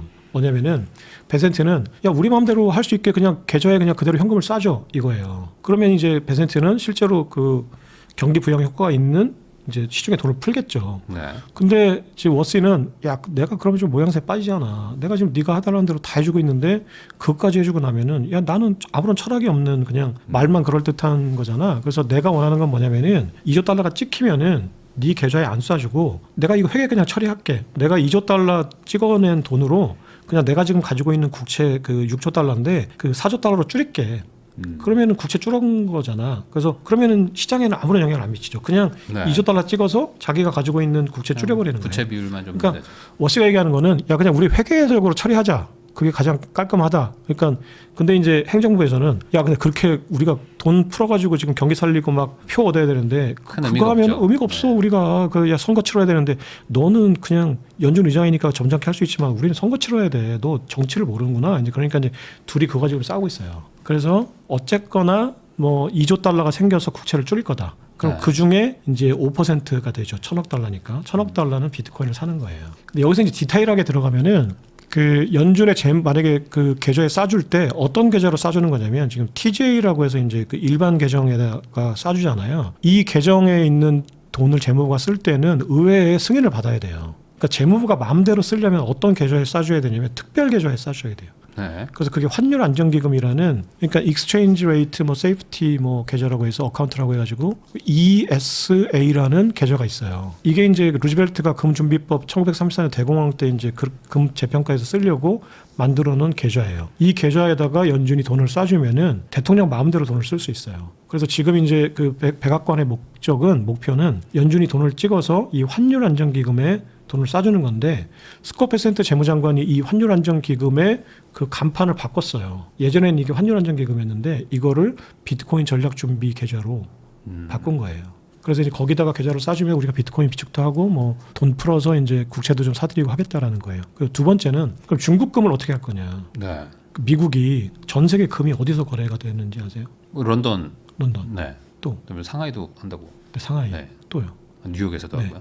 뉴욕, 런던, 상하이가 주요 거래소예요. 아 그러네요. 네, 주요 거래소예요. 근데 만약에 뉴욕하고 런던에서 상하이 금거래소에서 나온 금을 안 받겠다 그러면 상하이에서만 사고 팔아야 되잖아요. 중국에서만. 그러니까 중국은 이게 국제 거래가 돼야 자기네들이 가지고 있는 금이 이제 바탕으로 위안화가 국제 거래가 되는 건데 뉴욕하고 런던에서 갑자기 우리는 어떻게 믿어? 얼마 전에 2023년에 중국 금 플랫폼에서 어마어마한 사고가 나가지고 우리나라 돈은 24조 원이 날라갔거든요. 그 중국 애들은 걔네들은 가짜 달걀을 만들어. 뭐 텅스텐을 섞는다나 네. 뭐 그래서 이제 뭐 아주 섞고. 어렵다고. 네. 네. 그거 가짜 금인지 진짜 금인지 아무도 몰라. 그걸 어떻게 믿고 우리가 거래를 해. 그래서 지금 금거래소는 런던하고 뉴욕은 거의 한솥밥이에요. 신재무부 연준 협약에 또 뭐가 들어가 있냐면 금 계급화 전략이 들어가 있어요. 금 계급화. 그러니까 뉴욕 거래소와 런던 거래소에서 인증한 마크가 찍힌 그 품질 마크, Q 마크가 찍힌 정품만 우리가 헤어컷 없이 100% 가치를 인정해주고 러시아하고 중국을 거쳐서 금이 재련됐거나 만들어지거나 아니면은 그 스위스에서 보통 금을 재련해서 그게 런던에서 유통이 되는데 스위스에서 금을 재련했더라도 그 원산지가 중국일 경우에는 못 믿는다. 그러니까 그게 굿 딜리버리라고 해서 원산지를 못 믿겠다라고 하면은 이제 거기에 품질 마크를 안 찍어줘요. 정품 마크를. 그럼 그 금은 거래를 못 해요. 그럼 국제 거래가 안 되는 거예요. 상하이에서만 그냥 주구장창 사고 팔고 하는 거지. 그러면 예를 들어서 지금 빈살만이 석유를 팔아가지고 그 상하이 금고에서 금으로 바꿔가요. 그거 팔 데가 없어요. 다시 상하이 가서 팔아야 돼. 그러게요. 그럼 상하이 가서 팔면 위안화로 판다는 얘기잖아요. 네, 의미가 없네요. 의미가 없어요. 그러니까 중국이 하려고 하는 거는 금을 바탕으로 위안화를 국제 거래를 만들겠고 그거를 특히나 지금 사우디아라비아하고 하는 석유 거래에서 근본 이자를 하겠다는 건데 빈살만이 좋은 아이디어입니다. 시 주석님. 그럼 우리가 앞으로 그 석유판 돈을 상하이 금거래소에서 금으로 바꿔갈게요. 그래서 막 바꾸고 있는데 가만히 보니까 트럼프가 야 니네 그거 바꿔봤자 너 빈살만한테 너 그거 바꿔봤자 뉴욕하고 런던에 못 팔아. 그러면은 미국 국채 못 사고 미국 투자 못해. 그러면 다시 가가지고 위안화를 바꿔야 되는데 얼레리 꼴레리 한 거예요. 그렇죠. 사실 달러로 바꿀 수 있어야지만 의미가 있는 건데. 그러니까 어쨌거나 마지막 단계에 가서는 위안화 국제화가 되더라도 이게 달러로 바뀌어야 이제 이게 온오프가 돼야 되는 건데 갑자기 미국이 야 내가 바보니 니네 그렇게 금 많이 모았는데 내가 금 재평가해서 금 가격을 끌어올리겠어? 나도 다 방법이 있어. 그래서 그게 케빈 러시가 또 하는 거예요. 그게 금 계급화라고 해서 그러면 산지별로 지금 현재 연준이 가지고 있는 금은 티어 1이에요. 네. 100%예요. 담보 비율. 근데 만약에 중국에 있는 금을 가져가 월가로 가져가서 팔려고 해요. 그러니까 티어 3예요. 그러면 월가에서 이거 티어 3면은 몇 퍼센트 헤어컷이야? 그러면 40% 헤어컷입니다. 그러면 60%만 쳐줘요 담보로. 그러니까 금을 굳이 시가보다 40% 싸게 팔 바보가 어디 있어요? 그러니까 못 팔게 하는 거예요 사실은. 헤어컷을 주겠다는 게. 그러니까 지금 재무부 연준 협의에 그게 들어가 있어요. 정품 마크 없는 금은 헤어컷을 한다. 그래서 그게 그 5월 1일 날 그 친재무부 연준 협약이 통과가 돼야 월가는 그 가이드라인으로 금거래를 하는 건데 지금 그 가이드라인이 이미 월가에 전달이 돼서 지금 뉴욕이나 런던에서 중국의 금을 팔 수 없어요. 그러니까 정품 마크 없는 거 갖고 오면 우리가 뭐 안 사주겠다는 거예요. 그러니까 중국이 금을 열심히 모았는데 국채 팔아가지고 모았는데 그 금이 그냥 고철덩어리가 돼버린 거죠. 근데 그거를 뭐 물론 이제 국제 사회에서 뭐 결정을 그렇게 해버린다고 하면 근데 이제 관련해 가지고 반발도 엄청 심할 것 같은데 그냥 그렇게 그냥 넘어가라고 할 수 있는 부분인가 이게? 근데 그 미국이 자기네들의 패권을 지키는데 예를 들면은 그 상하이에서 금거래를 해가지고 내가 금을 갖고 있는 사람이 대부분 다 중국 사람들일 텐데, 네 그리고 또 중국 정부가 가지고 있을 거고 그 사람들이 반발하는 거를 미국이 아랑곳할 이유가 없죠. 근데 예를 들어서 지금 빈살만도 이제 본보기를 보여준 거예요. 빈살만도 지금 금 많이 갖고 있잖아. 근데 사우디아라비아에서도 금맥이 지금 발견됐고 그래서 금을 어떻게든 팔려고 하는데 봤지 우리가 정품 마크 안 찍어주면 사우디아라비아 생산된 금도 다 고철덩어리야 라는 거를 빈살만도 알았거든요. 미국의 금융망과 미국의 어떤 그 헤게모니가 어떤 건지를 이제 상대국들이 중국은 아이디어를 얼마든지 낼 수 있죠. 중국 사람들이 진짜 똑똑한 사람들이고 산술적으로만 봐도 15억 명이 있으면은 우리나라 5천만 명보다는 거의 30배 20배 정도는 똑똑한 사람들이 나와야 되잖아요. 그러니까 중국은 아이디어로만 따지면 아마 세계 최고일 거예요. 어떤 아이디어를 해내도 아직은 모든 패권을 미국이 쥐고 있기 때문에 그걸 무력화시킬 수 있는 거예요. 근데 저도 금 시장을 어떻게 무력화시키지 한 거예요. 이거를 내가 가지고 가서 또는 내가 부자들이 금을 어떻게든 빼돌려가지고 스위스를 가져가서 야 이거 지금 중국 마크 인민은행 갑자기 마크 딱 찍혀 있으니까 이거 스위스에서 녹여가지고 다시 이제 런던이나 뭐 연준에 마크를 찍을 수도 있잖아요. 근데 그것까지 막겠다는 거예요. 스위스 그 재련소 이제 그게 이제 굿 딜리버리라고 해서 다 얽혀 있거든요. 재련소 또 그 원석 갖고 오는데 다 얽혀 있는데 니네가 어떤 방식으로든 하든지 간에 중국의 냄새만 나면 중국 냄새만 무조건 나면 이거 무조건 헤어컷 하겠다는 거예요. 네, 그래서 그러면 전 세계 금 유통망에서 다 중국 거를 빼버리겠다는 거니까 내가 금을 중국 가서 사면은 이제 바보 되는 거죠. 그래서 상하이 금거래소가 더 비싸기도 하지만 더 싸가다고 하더라도 내가 중국 가서 갑자기 중국 여행 가가지고 중국 금이 좀 싸다는데 한번 사볼까 해가지고 금반지 하나 사갖고 오면 그거는 그냥 텅스텐 반지인 거죠. 그런 식으로 가면은 당연히 중국도 뭐 반격을 하겠죠. 뭐 가만히 있지는 않을 거 아니에요. 그러니까 재산이 뭐 40% 날아가는데. 그러니까 반격을 당연히 하고 싶죠. 근데 그 반격을 하고 싶다는 것과 반격을 할 수 있다는 게 별개라는 거를 이번에 마두로 체포랑 하메네이 축출 때 중국이 보여줬거든요. 중국이 자기네들 동맹국이 미국 동맹국들에 비해서 빈약하잖아요. 얼마 없잖아요. 지금 중국의 강력한 동맹국이라는 거는 러시아, 베네수엘라, 이란, 이라크, 파키스탄 정도거든요. 그 동맹 국가의 원수들을 트럼프가 그냥 가서 죽이는데 아니면 그냥 이렇게 쇠고랑 쳐가지고 체포해 오는데 시진핑이 아무것도 안 했어요. 그러니까 시진핑이 할 수 있는 게 없다는 거예요. 만약에 내가 이란이라는 동맹국, 강력한 동맹국을 내가 지키려면 최소한 미국이 막 폭격할 때 중국이 미사일이라도 한 방 쏴야죠. 그리고 마두로 막 체포해 갈 때 중국이 저기 쿠바 앞바다 가지고 미사일이라도 한 방 쏴야지 미국한테. 가서 그냥 그 외교부 장관 성명으로 그냥 지금 국제사회 원수를 자국의 이해관계에 따라서 축출하는 거는 이건 국제관계 룰에 맞지 않는다라는 거 뒷짐지고. 자기 친구가 지금 반에서 내 동무가 내 저기 불알 친구가 뚜들겨 딴 반에서 온 친구한테 뚜들겨 맞고 있는데 옆에 가가지고 다른 반에 들어와서 친구 저기 그 사람을 학생을 때리는 거는 옳지 않아. 옆에서 그 얘기하고 있는 거예요. 네. 선생님 오기 전에. 그러니까 뭐 할 수 있는 게 없기 때문에 그런 거겠죠. 그러니까 하나만한 얘기고 더 약오른 일만 하는 거야. 이란 화면의 아들 입장에서 볼 때는 중국이 뭔가 해줄 줄 알았는데 갑자기 와가지고 미국 네가 하고 있는 거 지금 국제적으로 맞지 않아라고 하니까 이게 뭔 소리야. 이게 지금 하나만한 얘기만 하고 있고. 그러니까 국제사회에서 중국의 우방들이 내가 중국에 줄 선 게 잘못했구나라는 생각을 하고 있게끔 하는 거예요. 중국이 지금. 근데 중국이 만약에 금을 그렇게 한다고 해서 내가 이거를 강력하게 미국을 어떤 식으로든지 간에 역공격을 하겠다? 할 수 있는 게 있으면 하겠죠. 할 수 있는 게 없어요. 그러면 금 가격의 폭등이 일어날 수 있는데 그 부분에 대해서 인위적으로 뭐 중국이나 뭐 아니면 그 미국에 반하는 나라들이 가지고 있는 가격을 좀 인위적으로 좀 가치를 좀 낮춰가지고 어느 정도 좀 상세를 좀 시키거나 네네네. 하면서 시장을 좀 안정시키고 그 돈의 일부를 이제 코인 쪽으로 보내면서 아예 그냥 제3의 어떤 프레임을 만들겠다. 프레임을 만든다. 그러니까 미국의 전략은 중국이 금을 많이 갖고 있으니까 중국이 금을 고철로 만들고 우리는 금이 없잖아요. 네. 우리는 장부상의 금 가격을 높여서 그거를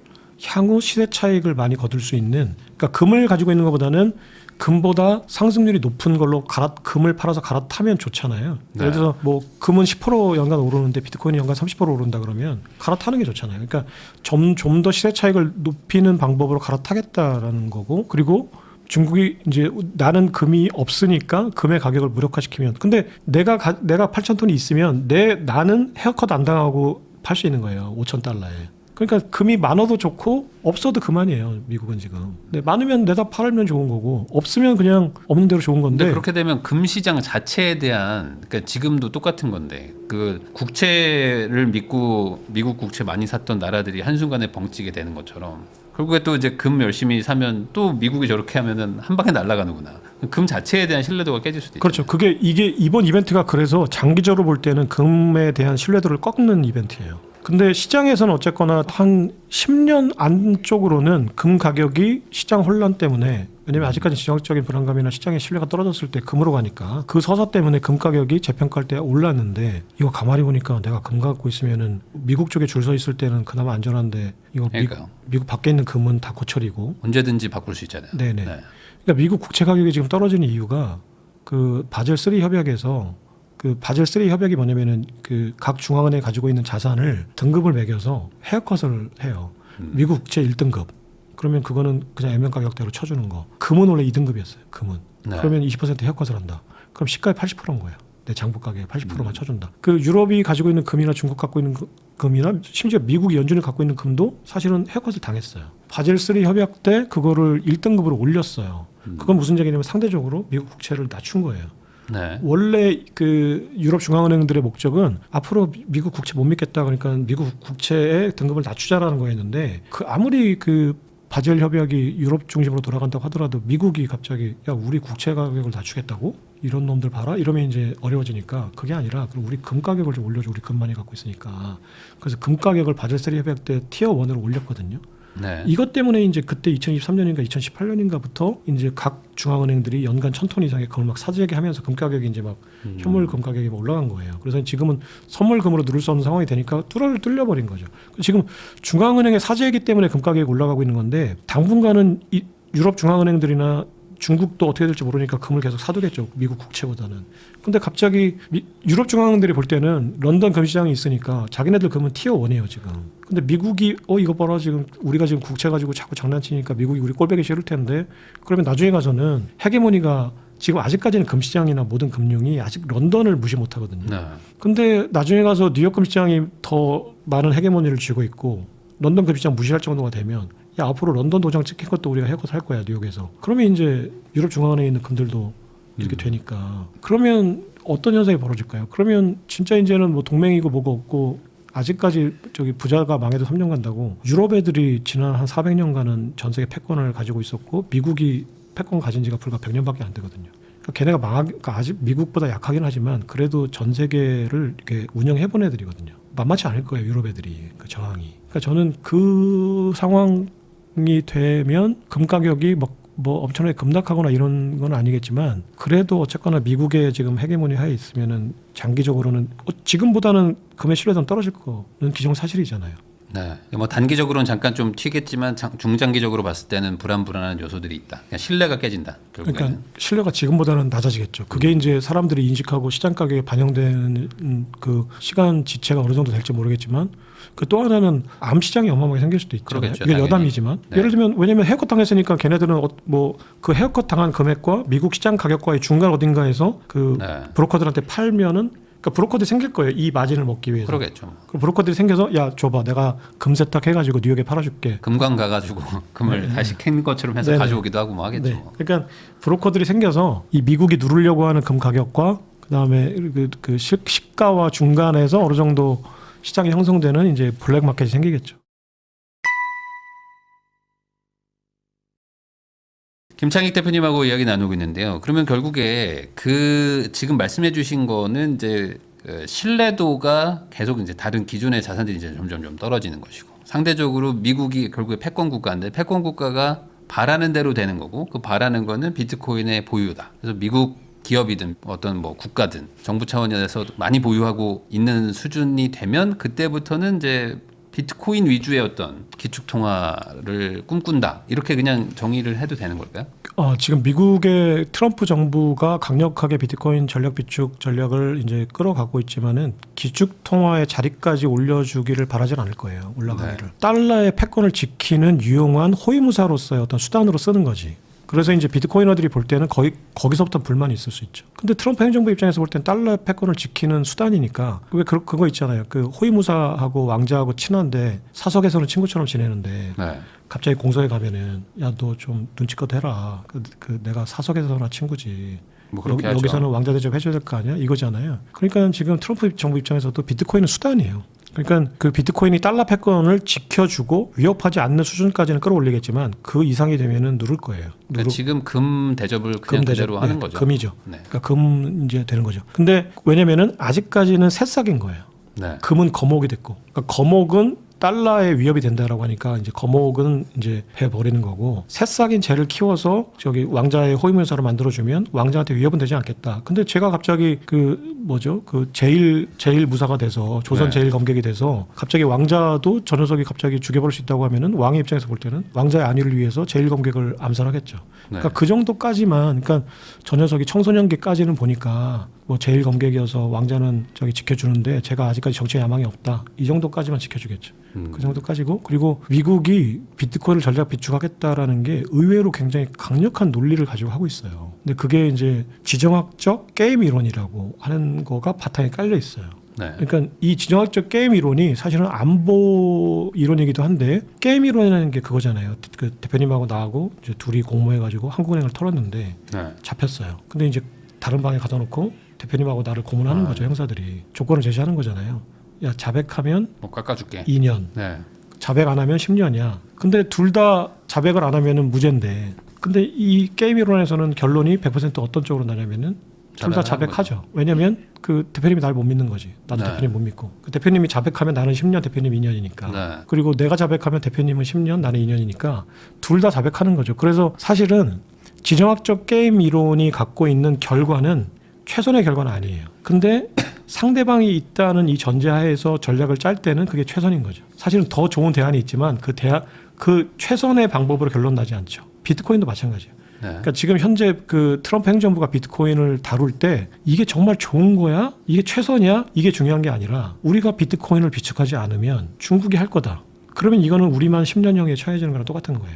이게 이제 내쉬의 이론이고 지정학적 그러니까 수학적으로는 내쉬의 이론이라는 거고 이 내쉬의 이론의 가장 대중적인 게 이제 그 죄수의 딜레마인데 지금 미국 행정부가 이 비트코인을 다루는 거는 이 죄수의 딜레마의 시각에서 다루는 거거든요.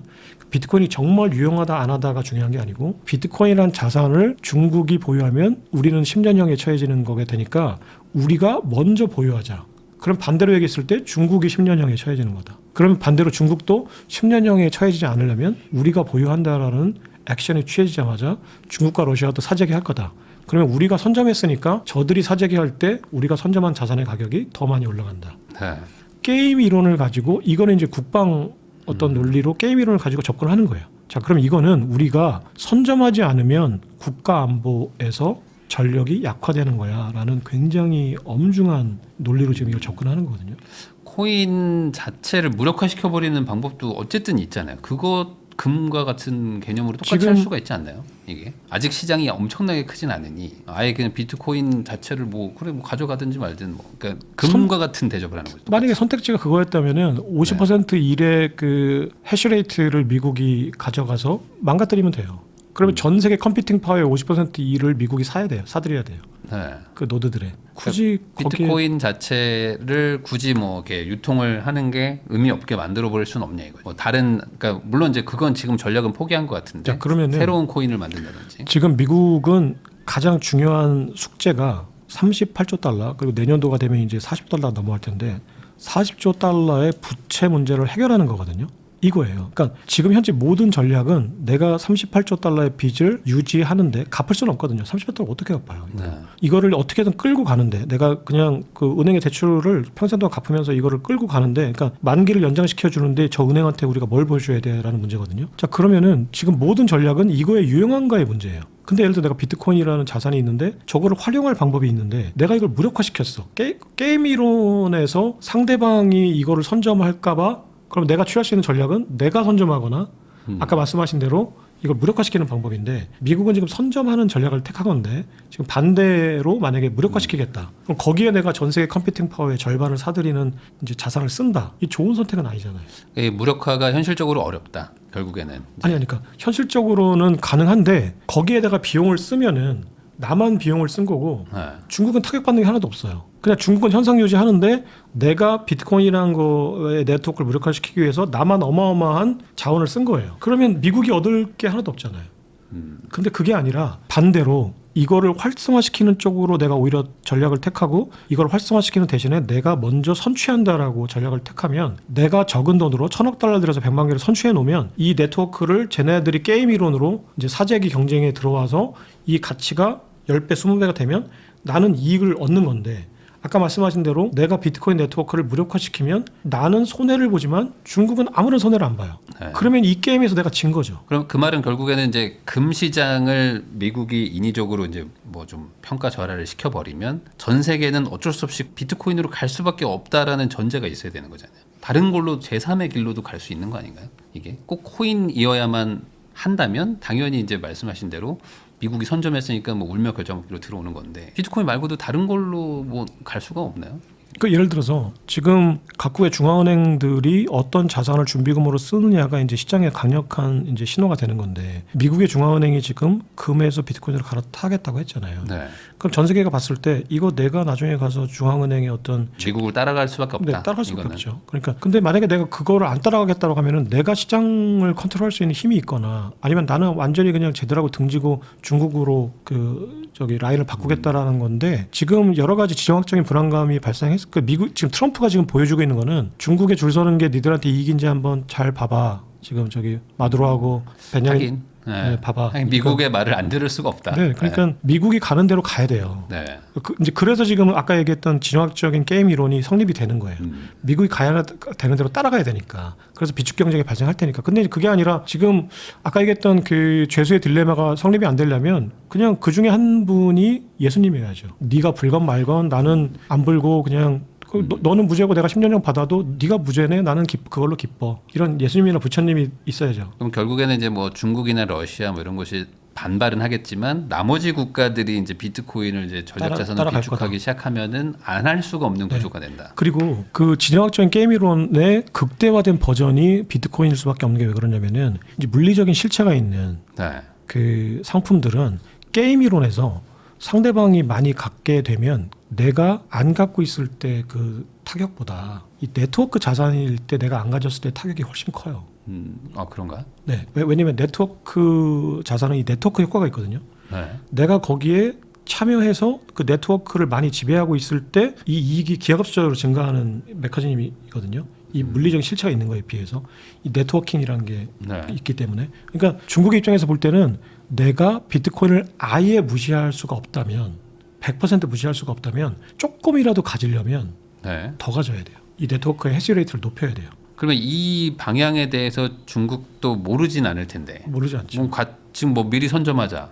아니면 선점하는 게 어찌 보면 일정 부분 미국의 전략을 무력화시키는 거잖아요. 이제 그게 이제 제가 시진핑이 이걸 모르지 않을 텐데라고 생각했을 때 여러 가지 시나리오 중에 하나가 네. 야 중국이 그럼 바보냐 트럼프 네가 그거를 그렇게 떠벌리고 다니는데 네. 그럼 중국이라고 해서 그 게임 이론을 모르지 않을 텐데 그러면은 네트워크 효과나 그걸 다 고려했을 때 중국도 지금 그러면 우회적으로 비축할 거 아니냐. 네. 그래서 지금 네가 지금 100만 개 비축하겠다고 했는데 중국은 지금 더 갖고 있을 수도 있어. 그러니까 나중에 그래서 지갑 딱 까보니까 야 오히려 해시레이트가 중국이 더 높을 수도 있어라는 생각도 들어요. 네. 그럴 때 그럼 어떻게 할 거냐라는 거예요. 그래서 미국도 그러니까 지금 미국은 공식적으로는 비트코인 액트가 통과가 안 됐지만 지금 그 베네수엘라 지갑에서 탈취한 것만 65만 개라고 하면 그게 100% 사실이라고 하면은 지금 미국은 100만 개 가지고 있어요. 네. 정부가. 지금 중국 정부도 20만 개 가지고 있거든요. 그러니까 공식적으로건 비공식적으로는 미국 정부가 아직까지는 더 많이 갖고 있을 확률이 높고 그리고 지금 채굴자들이 중국은 공식적으로 채굴 산업을 금지시키고 미국이 드릴 베이비 드릴을 하면서 채굴자들이 미국으로 많이 넘어왔어요. 그래서 지금 온체인상의 해시레이트는 미국이 높다라고 하는 게 정설이에요. 근데 여기서 이제 어떻게든 판세를 뒤집으려고 할 텐데 만약에 이 판세를 못 뒤집으면은 그래서 올해 이제 비트코인 액트가 통과돼서 만약에 시행이 된다고 하면은 미국이 해시레이트를 더 많이 가져갈 확률이 높아요. 중국은 약간 그 내부 사정 때문에라도 비트코인을 권장할 수 없는 분위기여서 뭐 그런 걸까요? 그러니까 이제 홍콩 시장하고 지금 마카오 시장 등등 이제 중국이 지배할 수 있는 시장 내에서는 비트코인을 활성화시켜 놨죠. 근데 이제 본토 내에서는 아직까지는 그 공식적으로는 금지해 놨고 자금 유출 이런 거 막 근데 걱정 많이 하니까. 그렇죠. 근데 지금 중국의 아줌마들 다마라고 하는 아줌마들이 어마어마한 자본시장의 세력인데 이 다마들은 실제로 그 비공식적으로 홍콩하고 심지어는 우리나라 거래소를 통해서도 비트코인을 많이 갖고 있다고 해요. 근데 이제 그걸 나중에 가서 중국 정부가 어떻게 뭐 활용할 수 있는지 모르겠는데 또 두 번째는 중국이 AI 산업이나 컴퓨팅 그 능력이 어마어마하니까 만약에 비트코인을 양자 컴퓨터가 무력화시킬 수 있다면 저는 그 양자 컴퓨터를 쓸 수 있는 실제 주체는 중국 정부가 아닐까? 라는 생각이 들어요. 만약에 비트코인이 실제로 미국 정부가 많이 비축해서 미국이 그 네트워킹 파워를 헤게모니를 끌고 간다 그러면 야 이거 뭐라 나는 비트코인 뭐 갖고는 있지만 미국보다 없고 그럼 양자 컴퓨터를 만약에 이제 개발했다 그러면 그걸 실제로 무력화시킬 유인을 가진 세력. 왜냐면은 저는 양자 컴퓨터를 사람들이 걱정하는 거는 그 Y2K라고 생각하는데요. 실체 없는 걱정을 생각하는. 왜냐면은 대표님이 나중에 가서 진짜 양자 컴퓨터가 대중화 돼가지고 내가 양자 컴퓨터를 1,000억 주고 샀어요. 근데 그걸로 지금 비트코인 네트워크를 뚫으면 시장이 눈치 못 채게끔 뭐 한 개 두 개씩은 내가 뚫어서 탈취하면 되겠지만 내가 지금 대표님이 양자 컴퓨터를 써가지고 네트워킹을 무력화시켰다고 하는 순간 그게 공표되는 순간 폭락하겠죠. 네. 제로가 되잖아요. 네. 그러면 1,000억 원 주고 그 양자 컴퓨터를 사서 그렇게 할 미친놈이 어디 있어요. 그걸 하는 사람은 나는 그건 잘 모르겠고 돈이 너무 많아서 한번 비트코인 무력화시키고 싶어라고 하는 미친놈이나 그렇게 하겠죠. 근데 중국은 국가적인 전략 차원에서 양자 컴퓨터 개발해가지고 야 지금 미국이 이걸 가지고 지금 패권을 잡으려고 하니까 이거 한번 뚫어봐라 이렇게 하겠죠. 그럼 미국 정부는 반대로 그 양자 컴퓨터 내성을 가진 이제 비트코인을 전략적으로 왜냐하면 국가 안보 자원이니까 네. 그래서 실제로 지금 미국 국방부가 그걸 하고 있어요.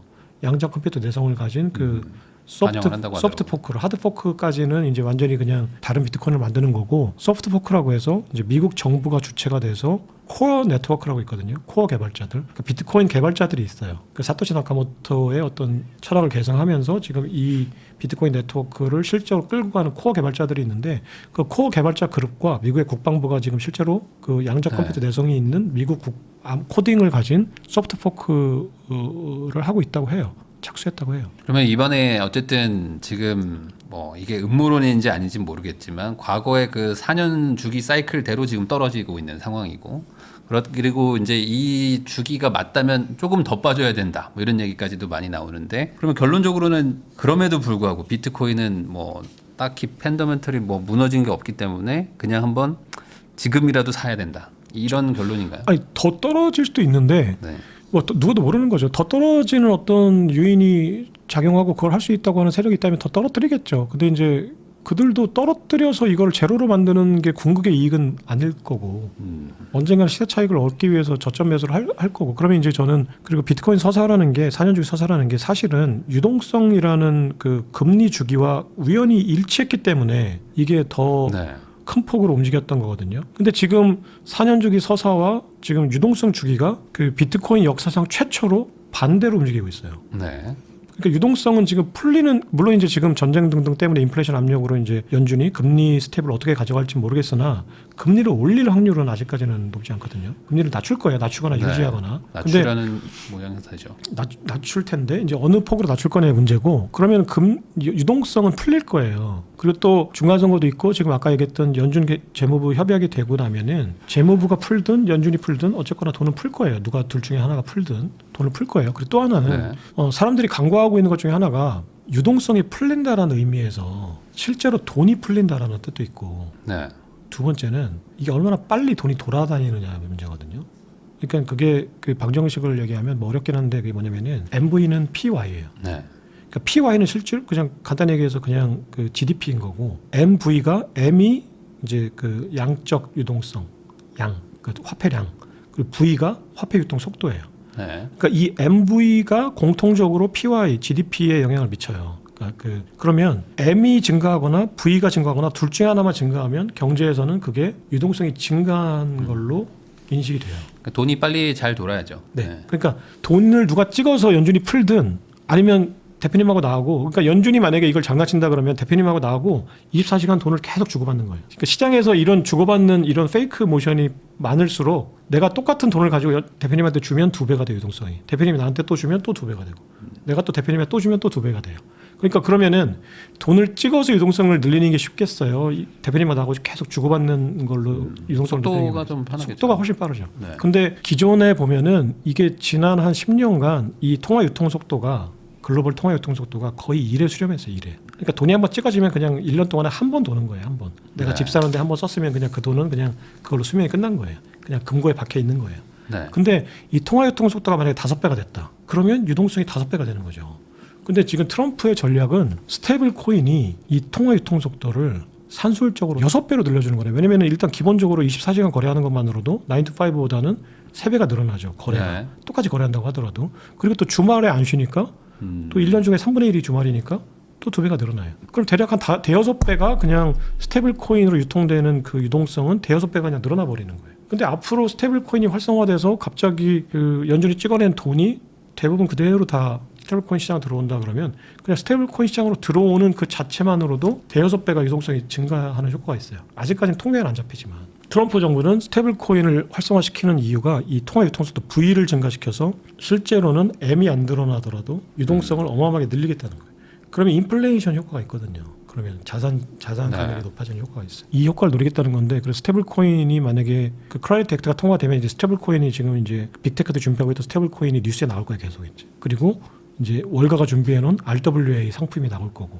그럼 이때부터 그 상품에 연관된 매칭된 스테이블 코인의 액수만큼 유동성이 그거 곱하기 5배씩 늘어나는 거예요. 그 USDC 하는 서클 쪽은 그러면 뭐 이게 좋은 건가요, 나쁜 건가요?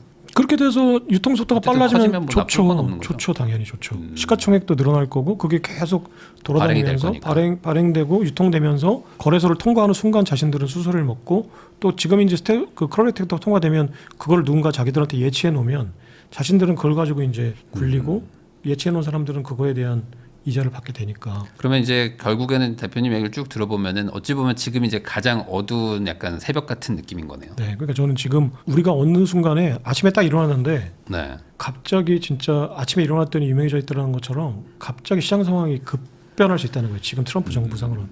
그러면 그거의 어떤 시작은 한 3월 말 4월 초 이때 그 법안 통과나 뭐 이런 것들을 좀 봐야 된다. 늦어도 한 4월까지는, 그러니까 크레딧 액트가 통과됐다는 얘기는 지금 비트코인 액트 얘기를 안 하지만 이 묶여 있어요, 패키지로. 네. 그러니까 크레딧 액트가 만약에 합의가 된다 그러면 비트코인 액트도, 지금 비트코인 액트가 조용조용한 이유는 국방수권법 상에 아까 얘기했던 그 보고서 내에 그 비트코인 액트가 주로 다뤄지기 때문에 그때 본격적으로 다뤄질 거라고 보니까. 근데 크레딧 액트 통과됐다 그러면 이거는 이제 그 패키지로 묶여 있는 것들이 다 패키지로 그냥 국방수권법 안에 들어가서 통과가 될 가능성이 높아진다. 근데 국방수권법까지 가지 말자 우리. 지금 트럼프가 하는 얘기는 네. 그 공화당하고 이제 민주당이 하는 얘기는 우리가 국방수권법까지 끌고 가지 말자. 빨리 그냥 처리해버리자. 이렇게 하면은 이제 7월 전까지는 통과가 되고 한다. 그러면은 시장이 갑자기 이게 왜 이런 거지? 라고 이해 못할 정도로 급변할 수 있다는 거예요. 반대로 지금 그런 어떤 순서대로 잘 안 되고 지연된다 하면은 어떤 물밑 작업에서 좀 뭔가 실패가 있었거나 아니면 뭔가 좀 다른 식의 어떤 그게 안 문제가 되면 생겨가지고. 딱 한 가지 요인이 있는데 제가 이게 이제 그게 혹시나 말이 씨앗이 될까봐 그 얘기는 안 할게요. 근데 지금 트럼프가 가지고 있는 카드를 보면 이게 안 될 확률은 거의 제로예요. 그 국방수권법상으로 안 다뤄질 확률은 제로예요. 거의 제로. 네. 그래서 통과가 9월 30일 전에 통과가 되는 거는 기정사실이에요. 근데 이게 트럼프가 추진하는 거라서 안 될 확률은 딱 한 가지가 있죠. 근데 그건 제가 말씀 안 드릴게요. 어쨌든 상당히 확률이 높기 때문에 네. 조금만 기다려라. 그리고 반대로 지금 매수를 고민하고 있는 분들은 뭐 조금씩 뭐 적립식으로 사는 것도 나쁘지 않은 상황이다. 네. 어쨌든 지금 전장까지 났는데도 버티는 거 보면은 지금이 뭐 저점 구간 언저리 어딘가라는 느낌은 있다는 생각이 거죠. 들어요. 그리고 이미 IBIT는 그 평단을 내려갔어요. 7만 5천 달러가 평단인데, 그러니까 그 IBIT에 그 돈을 넣었던 게 월가의 불리한 뱅크들이거든요. 자신들이 는 것보다 좀 떨어져 있어요. 네. 그러면은 둘 중에 하나일 거 아니에요. 야, 기왕 떨어뜨린 김에 더 떨어뜨리자라고 할 수도 있고, 만약에 할 수 있다면은 그게 아니라 야, 우리도 지금 손해 보면서까지 이럴 필요는 없잖아라고 할 수도 있겠죠. 그러니까 지금 어떤 식으로 결론이 날지 모르겠는데 지금 상황은 아무튼 IBIT의 평단보다는 떨어져 있다. 그래서 이게 달갑지는 않을 거다 그들도. 이거를 뭐 개선시킬 수 있다라고 100% 어차피 전략상 거쳐가는 거야. 어차피 평단가 낮추려고 하는 거야가 아니라면은 굳이 이렇게까지 시장 조성이라는 어떤 그 특권을 가지고 할 이유가 별로 없다. 네, 그러니까 스마트한 머니라면 저는 안 할 것 같아요. 만약에 국가수권법에 다뤄져가지고 비트코인이 국가 안보 자산이 됐어요. 네. 그럼 미국의 지금 백악관이 재무부가 100만 개를 비축하는 것 이외에 미국의 국가 안보 자산이라는 것 때문에 어떻게 될 거냐가 한번 시나리오를 짜볼 필요가 있어요. 실제로 그런 논의가 되고 있고. 네. 첫 번째, 비트코인이 국가 안보 자산이고 국방부가 인정했어요. 네. 어떻게 될까요? 뭐 가격 많이 올라가겠죠, 당연히. 우선은. 군인들의 월급을 비트코인으로 준다는 거예요. 그렇게까지 갈까요? 아니, 그러니까 그런 논의가 되고 있어요 지금. 그러니까 예를 들어서 군인들의 월급이나 군인들의 연금에 비트코인이 채택될 수 있다는 거예요. 그러니까 예를 들어서 군인들의 이것까지는 논의가 안 되고 있고, 군인들의 월급과 비트코인을 크립토를 연계시키는 거는 지금 논의가 되고 있어요. 네. 근데 구체적으로 이제 어디까지 갈 건지는 모르겠는데, 예를 들어서 군인들의 연금에 내가 비트코인을 비축해 준다. 조금씩 적립해 준다. 그럼 이게 이제 가치가 늘어날 거니까. 그럼 실제로 군인들이 퇴직할 때 그 가치가 늘어날 수 있잖아요. 네. 우상향할 수 있잖아요. 이런 것도 논의가 될 수 있고, 그래서 그 트럼프 계좌라는 걸 제가 이제 말씀을 안 드렸는데, 트럼프 계좌라는 게 7월 4일 날 트럼프가 발표를 할 거거든요. 트럼프 계좌가 뭐냐면은 7월 4일 발표 직후부터 태어나는 그 2028년 트럼프의 임기까지 태어나는 대략 3년 동안 태어나는 연간 350만 명의 미국 신생아들에게 트럼프가 계좌를 만들어줘요, 재무부에서. 근데 이 계좌에 1,000불을 일단 재무부가 넣어줘요. 네. 그럼 이거는 이제 부모님들이 매칭해서 더 넣을 수도 있고, 또 부모님들이 다니는 기업에서 또 매칭해서 넣어줄 수 있어요. 그러면은 3분의 1씩 매칭해서 넣어주면은 3,000달러가 되는 거잖아요. 이거를 그 아이가 성년식을 할 때까지 18년 동안 못 찾아요. 그러면 이 3,000달러를 가지고 그 법적으로는 S&P 인덱스에 투자할 수 있어요. 네. 그러면 연간 15% 정도 평균 상승해요. 그러면 1,000달러 기준으로 12,000달러가 대략 된다고 해요. 그러면 3,000달러 기준으로 하면 대략 한 5만 달러가 되는 거죠. 그럼 만약에 누군가 더 넣어줬을 때 내가 뭐 3,000달러가 아니라 10,000달러 시작한다 그러면 얘는 거의 10만 달러를 가지고 시작하는 거예요. 이게 지금 그 월가나 여러 주체들이 크립토 진영에서 이게 결국은 그 아이의 시드머니를 키워주는 건데, 안정성이 중요하긴 한데 지금 그 S&P 인덱스 말고 그 크립토 비트코인도 비축하게끔 해주자라는 얘기를 월가에서 오히려 하고 있어요 지금. 근데 그렇게 되면 이제 그 1,000달러짜리 그 통장을 가지고 자산운용사들이 그거를 비트코인도 일부 살 수 있다는 거예요. 그렇게 되면 우리나라 돈으로 대략 그게 한 4조 원 정도가 된다고 해요. 그 계좌만 가지고. 그럼 4조 원이 18년 동안 묶여서 암호화폐나 월가의 자산에 묶여 있는 거예요. 어마어마한 자산이거든요. 네. 네, 그게 이제 그 미국 지금 트럼프 행정부가 지금 구상하고 있는 7월 4일 그 독립 250주년 기념식 때 발표할 이제 캠페인 전략으로 발표할 트럼프 계좌예요. 그 트럼프 어카운트라는 거예요. 네. 근데 그때 만약에 비트코인 액트가 국방수권법상으로 만약에 통과가 된다고, 국가 전략자산이 됐다고 하면은 일단은 군인들의 연금이나 여러 가지 그 국가 자산에 비트코인하고 연계될 가능성이 높고, 지금 실제로 지금 논의되고 있는 거는 왜 그 미군이 주둔하고 있는 그 지역 있죠. 근데 그 지역 미군이 주둔을 하고 있지만 그 지역의 은행 계좌가 쉽지 않을 때 비트코인으로 그 지역에 주둔하고 있는 사람들에게 월급을 주자는 거예요. 네. 비트코인으로. 그렇게 되면 이제 이게 어쨌거나 국가 자산 전략 안보 자산으로서 국방부와 국방위, 그러니까 국가 예를 들면 또 로켓 마틴으로부터 비행기 사는데도 비트코인을 살 수도 있는 거고 스테이블 코인으로 1차적으로 살 수도 있는 거고. 그러니까 국방부가 이거를 국가 전략 자산으로 그 포섭했을 때 일단 국방부의 그 결제에는 비트코인이 채택될 가능성이 상당히 높다는 거예요. 그런 것들도 어쨌든 지금 논의가 되고 있다. 네네. 그러니까 지금 뭐 가격 자체가 많이 내려와 있긴 하지만 비트코인에 뭐 악재만 있는 것은 아니고 반대로 좀 호재도 많다. 이런 것들 좀 고려해가지고. 그리고 사우디아라비아가 자시가. 예를 들어서 F-35 전투기를 살 때 네. 또는 카타르의 국부 펀드가 뭔가 투자할 때 우리는 지금 국가 전략 자산이니까 니네가 비트코인으로 쏴줘. 이렇게 가능성이 높잖아요. 비축 경쟁이 벌어질 경우에. 그렇게 해서 뭐 비트코인도 모을 겸 해가지고 금 대신에 코인으로 한다. 뭐 이런 것들도 뭐 어쨌든 지금 얘기는 되고 있다고 하니까 이런 것들 잘 참고하셔가지고 좋은 선택들 하시길 바라면서 저도 대표님하고 인사 나누도록 하겠습니다. 오늘 나와주셔서 감사드립니다. 네, 감사합니다.